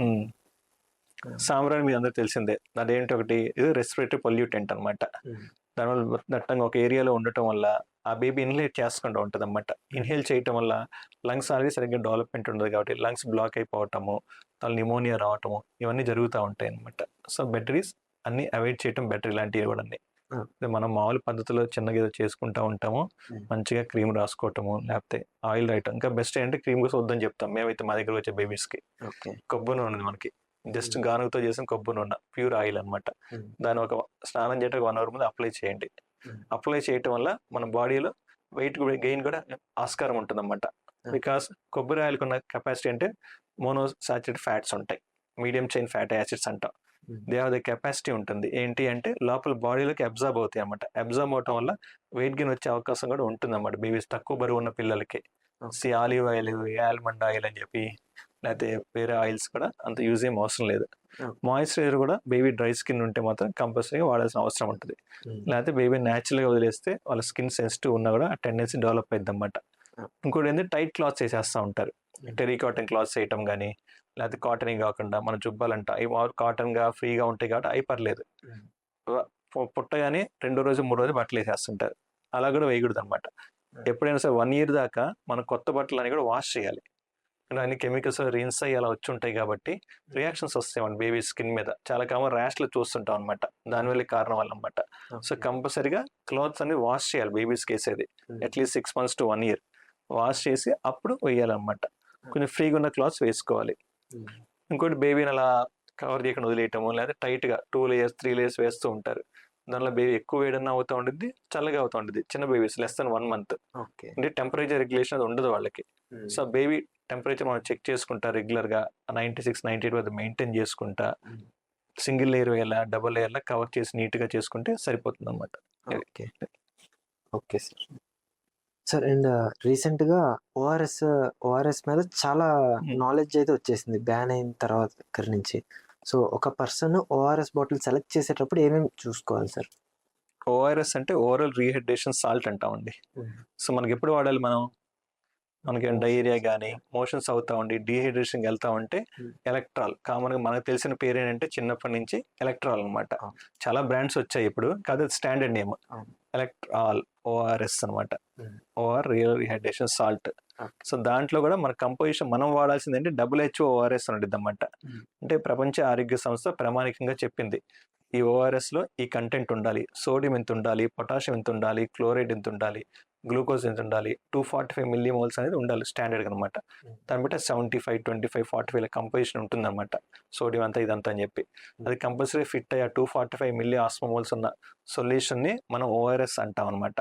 ఇప్పుడు బయట మార్కెట్లో మీరు చూస్తే ఓఆర్ఎస్ ఎల్ కామన్ మనందరికీ తెలిసిందనమాట. అలాగే చాలా బ్రాండ్స్ ఉన్నాయి, రెబల్ అని చెప్పి అలా అని చెప్పి అనమాట. ఇవన్నీ ఏంటంటే చాలా ఎక్కువ సోడియం ఉంటాయి అనమాట. అవన్నీ వాడటం వల్ల ఏదో మీకు అనిపిస్తుంది అన్నమాట జస్ట్ డిహైడ్రేషన్ తగ్గినట్టుగా. కానీ సోడియం కంటెంట్ ఎక్కువ ఉంటే ఏమవుతుంది మన బాడీలో, ఇంకా వాటర్ ఇంటేక్ ఎక్కువ తీసుకుంటాము అవసరం దానికన్నా కూడా. బాడీ వాటర్లో ఎక్కువ అయిపోయింది బ్రెయిన్కి వెళ్ళిపోద్ది అనమాట. దానిలో ఫిట్స్ వచ్చిన కేసులు కూడా ఉన్నాయి. రీసెర్చ్ చూస్తే మనకి పేపర్స్ కూడా ఉన్నాయి అన్నమాట, లిటరేచర్ పేపర్స్. బంగ్లాదేశ్లో కానీ మన వెస్ట్ బెంగాల్ సైడ్ కానీ చాలా కేసుల ఫిట్స్ వచ్చి బ్రెయిన్ ఎఫెక్ట్ అయిన కేసెస్ కూడా ఉన్నాయి అన్నమాట. పాంటే మైలేషన్ సిండ్రోమ్ అని చెప్పి చాలా రకాలు ఉన్నాయి అనమాట, ఎఫెక్ట్ అయ్యి డ్యామేజ్ అయిన వాళ్ళు కూడా. సో అందుకని WHO ఓఆర్ఎస్ అనేది వాడాలి. అది కూడా ఇండికేషన్ ఉంటేనే వాడాలి. మన కూల్ డ్రింక్స్ లాగా వచ్చి తీసుకొని వాడటం కూడా ఉండదు అనమాట. కూల్ డ్రింక్స్ కూడా అంతే, వాటిలో కంటెంట్ మన ఫాస్ఫరస్ ఇవన్నీ కంటెంట్స్ షుగర్ కంటెంట్ ఉండటం వల్ల డిహైడ్రేషన్ జరుగుతూ ఉంటుంది అనమాట. So better to avoid all these carbonated drinks and ORSL like energy drinks. Okay sir. And one more thing ఏంటంటే మేనరిక వివాహాలు ప్రీవియస్ జనరేషన్లో బాగా జరిగాయి. అండ్ ఈ మధ్య గైనకాలజిస్టులు కానీ వీళ్ళందరూ కూడా మేనరిక వివాహాలు అవాయిడ్ చేయండి అని చెప్తున్నారు, దానివల్ల పిల్లలకి ఇబ్బందులు వస్తుంది అని. సో యాజ్ ఎ పీడియాట్రిషియన్గా మీరు ఎలాంటి ఇబ్బందులు వస్తాయనేది చెప్తారా సార్? మేనరికలో కూడా రకాలు ఉంటాయండి. 2nd degree అని చెప్పి 3rd degree అని చెప్పి ఉంటాయి అనమాట. 2nd degree అంటే ఇప్పుడు మన మేనమామ ఉన్నాడు, మేనమామ వాళ్ళ అక్కో చెల్లో ఉంటుంది, వాళ్ళ కొడుకునో కూతురునో చేసుకుంటారు అనమాట, కూతురుని చేసుకుంటారు. అది 2nd degree అంటాం, అంటే బాగా క్లోజ్ అనమాట. 3rd degree అంటే బావ కానీ మరదలు కానీ అలా చేసుకునేది 3rd degree అంటాం. సో ఆ రిస్క్ బట్టి కొంతమంది కొండ పెళ్ళిళ్ళు అని చెప్పి చేస్తుంటారు, జనరేషన్స్ అనమాట, 1st generation 2nd, 3rd generation. దానివల్ల ఏమవుతుంది అంటే ఆ జీన్స్ ఏమున్నాయో అవి అక్కడే తిరుగుతూ ఉంటాయి. సో ఇప్పుడు దాంట్లో డిఫెక్టివ్ ప్రాబ్లమ్స్ ఉన్న జీన్స్ ఉన్నాయి అనుకోండి, ఫ్యామిలీస్ రన్ అవుతూ ఉంటాయి అన్నమాట. అలాంటి వాళ్ళలో ఈ మ్యానరికాల వల్ల రిస్క్ అనేది ఎక్కువ ఉంటుంది అనమాట. సో దానివల్ల కొన్ని కామన్ డిసీజెస్ కూడా 10 to 25% రిస్క్ అనేది ఉంటుంది, ప్రతి జనరేషన్ ఉండే అవకాశం ఉందన్నమాట. యూజువల్లీ వీళ్ళందరికీ అవాయిడ్ చేయడం బెటర్ అనమాట. ఇంక తప్పదు కంపల్సరీ ఉన్నప్పుడు మనం అప్పుడు జెనెటిక్ మ్యానిపులేషన్ చేసుకోవాలన్నమాట. జెనెటిక్ టెస్ట్ చేసుకొని ముందు పెళ్లి చేసుకునే ముందు ఏమైనా ప్రాబ్లమ్స్ ఉన్నాయంటే, ఇప్పుడు సైన్స్ ఇంప్రూవ్ అయింది కాబట్టి వీఆర్ ఏబుల్ టు డిటెక్ట్ అనమాట. జెనెటిక్ ప్రాబ్లం ఏమైనా ఉంది అంటే దాన్ని బట్టి కంటిన్యూ చేయాలా అవాయిడ్ చేయాలా చూడొచ్చు అనమాట. రీసెంట్గా వన్ ఆఫ్ మై ఫ్రెండ్ నాకు కాల్ చేశారనమాట, ఇలానే ఒక బేబీకి అంటే రెటినోపతియా ప్రిమెచ్యూరిటీ ఉందనమాట, రెటినోబ్లాస్టోమ్ అనే కండిషన్. రెటినోబ్లాస్టోమ్ అంటే like cancer in the retina అనమాట, అది ఉందనమాట. ఇది ముందు జనరేషన్లో ఒక అమ్మాయిని అబ్బాయిని చేసుకోవాలనుకున్నారు, వాళ్ళ అన్నయ్యకి ఉంది ప్రాబ్లం. సో ఈ బేబీకి రిస్క్ ఏమైనా ఉందా అని చెప్పి ప్రాబ్లం చేశారు. నేను చెప్పిన అదే అన్నమాట, ముందు జెనెటిక్ అంతగా డౌట్ ఉండి జెనెటిక్ టెస్ట్ చేయించుకోండి. 10 to 15% రిస్క్ ఉంది, ఇప్పుడు సిబ్లింగ్స్లో ఉన్న వచ్చే రిస్క్ ఉంది, ముందు తరాల్లో ఉన్న రిస్క్ కానీ ఉంటుంది అన్నమాట. దీనిలో టైప్స్ ఉంటాయి మళ్ళీ, ఆటోజోమల్ రెస్సో అని చెప్పి, ఆటోజోమల్ డామినెంట్ అని చెప్పి, ఎక్స్ లింక్డ్ అంటే అబ్బాయిల నుంచి అబ్బాయిలకు ప్రెజెంట్ అయ్యాయి ఇలా ఉంటాయి అనమాట. అమ్మాయి పెళ్లి చేసుకున్నారు అనుకోండి, ఓన్లీ అబ్బాయిలకి వచ్చే ప్రాబ్లమ్స్ ఉంటాయి, దాని ఎక్స్ లింక్డ్ అనమాట. ఆటోజోమల్ రెస్సో అంటే 25% రిస్క్ ఉంటుంది. ఆటోజోమల్ డామినెంట్ డిసీజెస్ అంటే కొన్ని డిసీజెస్లో 50% రిస్క్ ఉంటుంది అనమాట. రీసెంట్గా మీరు చూసారు, లోకేష్ గారు హెల్ప్ చేశారు ఎస్ఎంఏ డిసీజన్కి 19 crores ఉన్న మంది తప్పించారని చెప్పి, దట్ ఇస్ ఆటోజోమల్ రిస్క్ అనమాట. సో అలా వచ్చే ఒక 25% రిస్క్ ఉంటుంది. జనరేషన్ టు జనరేషన్ ప్రెగ్నెన్సీకి రిస్క్ ఉంటుంది అనమాట. అందుకని చెప్పి ఇలాంటి మనం సైన్స్ ఇంప్రూవ్ అయింది కాబట్టి ఏమైనా డౌట్ ఉంది అంటే ఒక 10,000 రూపాయలు పెట్టగలిగితే జెనెటిక్ టెస్ట్ చేసుకోవచ్చు. దాంట్లో హోల్ ఎగ్జామ్ సీక్వెన్స్ మొత్తం ఉన్న జీన్స్ అని సీక్వెన్స్ చేస్తున్నారు ఇప్పుడు. ఇంకా మనకి ఇప్పుడు జియోలో వచ్చేస్తున్నారు, coming to the market. Mostly 2,500 రూపీస్లో మొత్తం అయిపోద్ది జెనెటిక్ టెస్ట్ 1 to 2 yearsలో. సో ఇండియాలో మొబైల్ టెక్నాలజీ ఎలా చీప్ అయిందో ఇది కూడా వచ్చే అవకాశం ఉంది. అప్పుడు హోల్ ఎగ్జామ్ సీక్వెన్సింగ్ చేయగలిగితే ఇండియా మొత్తం మన డిఎన్ఏ అసలు ఏ ప్రాబ్లమ్స్ అని ముందే ఐడెంటిఫై చేసుకోవచ్చు. పెళ్లికి మనం గోత్రాలు ఎలా చూసుకుని 7 తరాలు అలా చూసుకుంటామో ఆ సైన్స్ ఎలా ఇంపార్టెంటో ఇది కూడా అలా ఇంపార్టెంట్ అయింది అన్నమాట. ఇది మ్యాండేట్గా చేయగలిగితే చాలా డిసీజెస్ మనం ఈ జన్యుపరంగా వచ్చే ప్రాబ్లమ్స్ తగ్గించుకోవచ్చు అనమాట. సార్ ఇప్పుడు మనకి రెయినీ సీజన్ ఆల్రెడీ స్టార్ట్ అయిపోయింది. సో ఒక పిల్లోడికి టైఫాయిడ్ వచ్చిందా, డెంగ్యూ వచ్చిందా, మలేరియా వచ్చిందా, లేదా నార్మల్ వైరల్ ఫీవర్ వచ్చిందా అనేది ఎలా కనుక్కోవాలి? సో ఇవన్నీ మాన్సూన్ రిలేటెడ్ డిసీజెస్ అంటాం అనమాట. నేను మనకు మాన్సూన్ స్టార్ట్ అవుతుంది కాబట్టి దాని రెయిన్ వస్తుంది, రెయిన్ వస్తూ ఉంటే దాంట్లో కూడా అప్పుడప్పుడు ఎండ కూడా వస్తుంది. సో వాతావరణం మార్పులు వస్తున్నాయి. ఇప్పుడు ఈ ఇయర్ చూసేస్తే మనకి ఎల్నినో ఎఫెక్ట్ చాలా ఉంది. దానివల్ల వేరియబిలిటీ ఇన్ ద టెంపరేచర్ చాలా ఎక్కువ ఉంది. ఈజో మన బాడీ సెన్సిబిలిటీ అనేది ఒక 10 degrees వరకు మెయింటైన్ చేయగలదు. మార్నింగ్ టెంపరేచర్, ఈవినింగ్ టెంపరేచర్కి 20 degrees ఉంది, ఒకరోజు 40 degrees ఉందంటే మన బాడీ తట్టుకునే కెపాసిటీ ఉండదు. మన రోగ నిరోధక శక్తి, ఇమ్యూనిటీలో చాలా తేడాలు వస్తాయి అన్నమాట. దానివల్ల ఇప్పుడు మనం కంటామినేషన్, వాటర్ కంటామినేషన్ జరుగుతూ ఉంటుంది. మనం తాగే వాటర్ కానీ ఫుడ్ కానీ తేడా రావచ్చు. ఈ వాతావరణ మార్పుల వల్ల కూడా డిసీజెస్ వస్తాయి అనమాట. కామన్గా చూసే వీటిలో చూసుకుంటే ప్రజెంటేషన్ కొన్ని కామన్గా ఉంటాయి, అన్ని ఫీవర్తో వస్తాయి. కానీ ఫీవర్తో కూడా అసోసియేషన్ కంప్లైంట్స్ ఏమున్నాయి అది ఇంపార్టెంట్ అనమాట. ఫీవర్తో ఓన్లీ వామిటింగ్, లూజ్ మోషన్ ఉందంటే వాటర్ బాండ్ డిసీజ్ అవ్వచ్చు. అది టైఫాయిడ్ అవ్వచ్చు, లేకపోతే డెంగ్యూ అవ్వచ్చు, ఏదైనా అవ్వచ్చు కొన్నిసార్లు. లేకపోతే వెక్టర్ బాండ్ డిసీజెస్, ఇప్పుడు మస్కిటోస్ కానీ, ఈ చికెన్ గున్యా కానీ, మలేరియా కానీ, డెంగ్యూ కానీ వస్తాయి అన్నమాట. అది అలా ప్రెసెంట్ ఇప్పుడు డెంగ్యూ తీసుకున్నారు అనుకోండి, కామన్ డిసీజ్ అనమాట. ఎవ్రీ మన డెంగ్యూ కేసులు వస్తాయని చూస్తూనే ఉంటాం. మలేరియా చాలా వరకు మన ఏరియాలో తగ్గింది. ఓన్లీ ఏజెన్సీ ఏరియా, ఈ ఇటు సైడ్ ఈస్ట్ గోదావరి, ఆ పైకి వెళ్ళే ఏరియాస్, అరకు ఇలాంటి ఏరియాస్లో మలేరియా ఎక్కువ ఉందన్నమాట. మన ఏరియాలో కామన్ చూసేది అంటే డెంగ్యూ అర్బన్ ఏరియాస్లో, గుంటూరులో చూసుకుంటే. ఎందుకు అంటే వాటర్ స్టోరేజ్ ప్రాబ్లం, అలా పూల్స్లో అలా ఉండిపోవటము, స్టాగ్నెంట్ వాటర్ ఉండటం వల్ల ఇది ప్రాబ్లం ఎక్కువగా ఉంటుంది అన్నమాట. దాన్ని అవాయిడ్ చేసుకోగలిగితే డెంగ్యూ తగ్గించుకోవచ్చు అనమాట. అది ఎలా ప్రెజెంట్ అవుతుంది, ఫీవర్ వస్తాయి, బైఫేజిక్ ఫీవర్ అంటాం. 3 days ఫీవర్ రావటము, మళ్ళీ తగ్గి మళ్ళీ రావటం ఉంటుంది. దాంతోపాటుగా సివియర్ రెట్రోఆర్బిటల్ పెయిన్ అంటాం, అంటే కళ్ళు చుట్టూరుగా ఎక్కువ పెయిన్, చాలా సివియర్ తట్టుకోలేని పెయిన్ రావటము, హెడ్ ఏక్ రావటం, పొట్టు నొప్పి, హెడ్ ఏక్, వామిటింగ్, ఇవన్నీ కాంప్లికేషన్స్ వస్తాయి. తర్వాత ప్లేట్లెట్స్ పడిపోవటం కానీ, మనం అనుకుంటున్నాం డెంగ్యూ ప్లేట్లెట్స్ పడిపోతాయి, మన పప్పాయ ఇవ్వాలి, ఇవన్నీ వస్తుంటాయి మాపోవాలి అనమాట.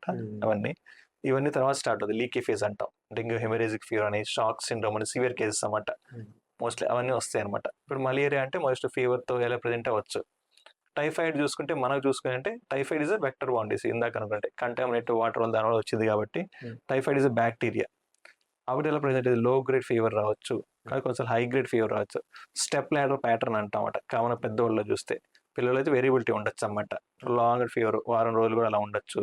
తర్వాత ర్యాష్ లాగా రావచ్చు, పట్టు నొప్పి రావచ్చు, వామిటింగ్ అవ్వచ్చు, లూజ్ మోషన్ అవ్వచ్చు. కామన్ కొంతమంది పిల్లల్లో చూస్తే కోటెడ్ టంగ్ అంటాం. టంగ్ చూస్తే కోట్ వైట్ గా ఉంటుంది అన్నమాట. So one of the characteristic feature of typhoid. ఇంకా తర్వాత మనం టెస్టులు చేసుకొని అది డెంగ్యూయా, మలేరియానా, టైఫాయిడ్ అని చెప్పి డయాగ్నోస్ చేసుకుంటాం అనమాట. ఇది చూసుకోవాలి. ఇంకొకటి అంటే రెస్పిరేటరీ ఇన్ఫెక్షన్స్. ఈ మాన్సూన్ రిలేటెడ్ డిసీజ్ వల్ల మనకి రెస్పిరేటరీ తేడాలు రావటం వల్ల, కింద చెప్పుకున్నట్టు ఇన్ఫ్లుయెంజా ఒకటి, respiratory syncytial virus, pneumonias, streptococcus pneumonia అని చెప్పి, ఈ నిమోనియాలు కూడా ఈ సీజన్లో చాలా ఎక్కువగా వస్తుంటాయి అనమాట. ఈ వాతావరణ మార్పుల వల్ల ఆ వైరస్ కానీ బ్యాక్టీరియా ఎక్కువ పొందుతుంది కాబట్టి దానివల్ల వస్తుంటాయి అనమాట. సరే, ఇందాక చెప్తూ ప్లేట్లెట్స్ పడిపోయినప్పుడు పపాయ అని చెప్పి అన్నారు కదా. సో ఇప్పుడు నిజంగా పపాయ లీవ్స్ ని మనం జ్యూస్ చేసుకుని తాగితే ప్లేట్లెట్స్ అనేవి పెరుగుతాయా? అది ఎయిమ్స్ లో కొన్ని స్టడీస్ అయినాయి అండి, కాదే సబ్స్టాన్షియేట్ అయితే అవ్వలేదు. దీనివల్లే పెరుగుతాయి అని చెప్పి అనమాట. ఇంకా కాకపోతే అది పడిపోయింది కాబట్టి ఇంకా ప్రొడక్షన్ స్టార్ట్ అయింది కాబట్టి ఆయుర్వేదిక్ మెడిసిన్ వచ్చేసినాయి అనమాట. సో దానివల్లే పెరుగుదల అయితే ఏం లేదనమాట. It's part of the problem అనమాట. ఇప్పుడు మన వైరస్ ప్రెజెంట్ అయిన బాడీలో మన బాడీ ఏం చేస్తుంది, ఫైట్ చేయడానికి ట్రై చేస్తాం అన్నమాట. సో మన బాడీలో వైట్ సెల్, బ్లడ్ సెల్స్ కానీ, ప్లేటెట్స్ కానీ ఇవన్నీ కూడా ఏంటంటే వాటి హాఫ్ లైఫ్ అనేది ఉంటుంది అన్నమాట. అవి ఫైట్ చేసి తగ్గిపోతాయి, మళ్ళీ రీజనరేట్ అవ్వాలి. రీజనరేట్ టైం పట్టిద్ది అనమాట. కాకపోతే అంటే మనం ఎప్పుడు బ్లీడింగ్ అయ్యే ఛాన్స్ ఉందంటే పర్సన్ టు పర్సన్, ఎప్పుడు 20,000 కానీ 10,000 కానీ తగ్గినప్పుడు బ్లీడింగ్ అయ్యే ఛాన్స్ ఉందన్నమాట. ఇది లివర్ ఎఫెక్ట్ అయిపోయి దీంట్లో ప్లేటెట్స్ కూడా పడిపోతే అప్పుడు ఉంటుందన్నమాట డెంగీ అనేది. అప్పుడు సివియారిటీ పెరిగిద్ది అనమాట. అంతేగాని మళ్ళీ పప్పే వస్తేనే పెరిగిందంటే అదొక అపోహే. అది మన ఫుడ్ మంచిగా తినాలి, చేసుకుంటా ఉంటే గ్రాడ్యువల్గా మన బాడీ ఇమ్యూనిటీని బట్టి పెరుగుతాయి అనమాట. Okay sir. అండ్ ఈ రైనీ సీజన్లో స్కూల్కి వెళ్ళే పిల్లలు ఎక్కువ తీసుకోవాల్సిన ప్రికాషన్స్ ఏంటి? ఇందాక చెప్పుకున్నట్టుగానే స్కూల్కి వెళ్ళే పిల్లలు కామన్గా వచ్చేది vector bond diseases. So mosquito bond diseases common అనమాట. సో మస్కిటోస్ కొట్టకుండా జాగ్రత్త చూసుకోవాలి. ఆ కొట్టకుండా అంటే ఏజ్ ప్రకారం ఉంటాయి అనమాట. రెపలెంట్స్ వాడటం కానీ, ఫుల్ స్లీవ్స్ కవర్ చేసుకోవటం కానీ, లూజ్ క్లాత్స్ వేసుకోవటం కానీ ఇవి చేయాలన్నమాట. మళ్ళీ మస్కిటో రిపెలెంట్స్ ఉంటుంది కామన్గా, ఏ ఏజ్లో వాడచ్చు. Usually 2 months below children skin సెన్సిటివ్గా ఉంటుంది కాబట్టి వాడకపోవటం బెటర్ అన్నమాట. 2 months to 3 years వరకు అయితే డీట్ అని చెప్పి ఉంటుంది అనమాట. మన పైరిథ్రియం అసోసియేట్ ఉంటుంది కదా, ఆ క్రీమ్ అనేది రాసుకోవచ్చు. కాకపోతే common contact areas like face కానీ, అక్కడ కానీ చేతులు కానీ రాసుకో ఉండాలి. ఎక్కువ మనం నోట్లో పెట్టుకుంటూ ఉంటాం కానీ దాని డేంజరస్ కాబట్టి కొన్నిసార్లు వాటి వల్ల అవి వాడకుండా ఉండాలి. కాళ్ళకి కానీ మన బాడీకి రాసుకోవచ్చు. That gives protection for about 4 hours. More than 3 years children అయితే మన లెమన్ గ్రాస్ అని చెప్పి దొరుకుతుంటాయి, యూకలిప్టస్ ఆయిల్, అది వాడుకోవచ్చు అనమాట. అది మస్కిటో రిపెలెంట్ లాగా. ఇంకొకటి వచ్చేసరికి మన ఫుడ్ బాన్ డిసీజెస్ కాబట్టి కొంచెం హాట్ వాటర్ తీసుకోవటము, సెమీ హాట్ వాటర్ లాగా బాయిల్ చేసింది వాడుకుంటే, ప్లస్ ఫుడ్ కూడా తీసుకునేది ఫ్రెష్గా ఫుడ్ తీసుకోవాలి. ఈ కంటామినెంట్ ఫుడ్ కాకుండా, ఈ జంక్ ఫుడ్ కాకుండా, బయట దొరికే ఫుడ్ కాకుండా ఇంట్లో ఫుడ్ వాడుకుంటూ ఉంటే రైనీ సీజన్లో మనం ఈ ఫుడ్ బాన్ ఇన్ఫెక్షన్, వెక్టర్ బాన్ డిసీజ్ ప్రొటెక్షన్ చేసుకునే ఉంటాం అనమాట. Okay, thank you sir, thank you very much. So చాలా ఇన్ఫర్మేషన్ ఇచ్చారు. లైక్ పేరెంట్స్ పిల్లల విషయంలో ఎలాంటి మిస్టేక్స్ చేస్తున్నారని, రైనీ సీజన్లో ఎలాంటి డిసీజెస్ వస్తాయి అండ్ ఎలాంటి ప్రికాషన్స్ తీసుకోవాలని, నిజంగా ఒక వండర్ఫుల్ డిస్కషన్ జరిగింది. Thank you very much sir. Thank you అండి. Be healthy and happy, that is our motto. So because kids are the more important for us అనమాట. They are for the nation more important. So healthy kids ఉంటే మనకు చాలా బాగుంటుంది. అందరూ హ్యాపీగా ఉంటారు, హెల్దీగా ఉంటారు, ఫిట్గా ఉంటారు. సో ఫిట్ ఇండియా మూవ్మెంట్ అని కూడా మనకు జరుగుతూ ఉంది ఇప్పుడు మోడీ చెప్పినట్టు. That also will carried forward. Thank you. Thank you sir.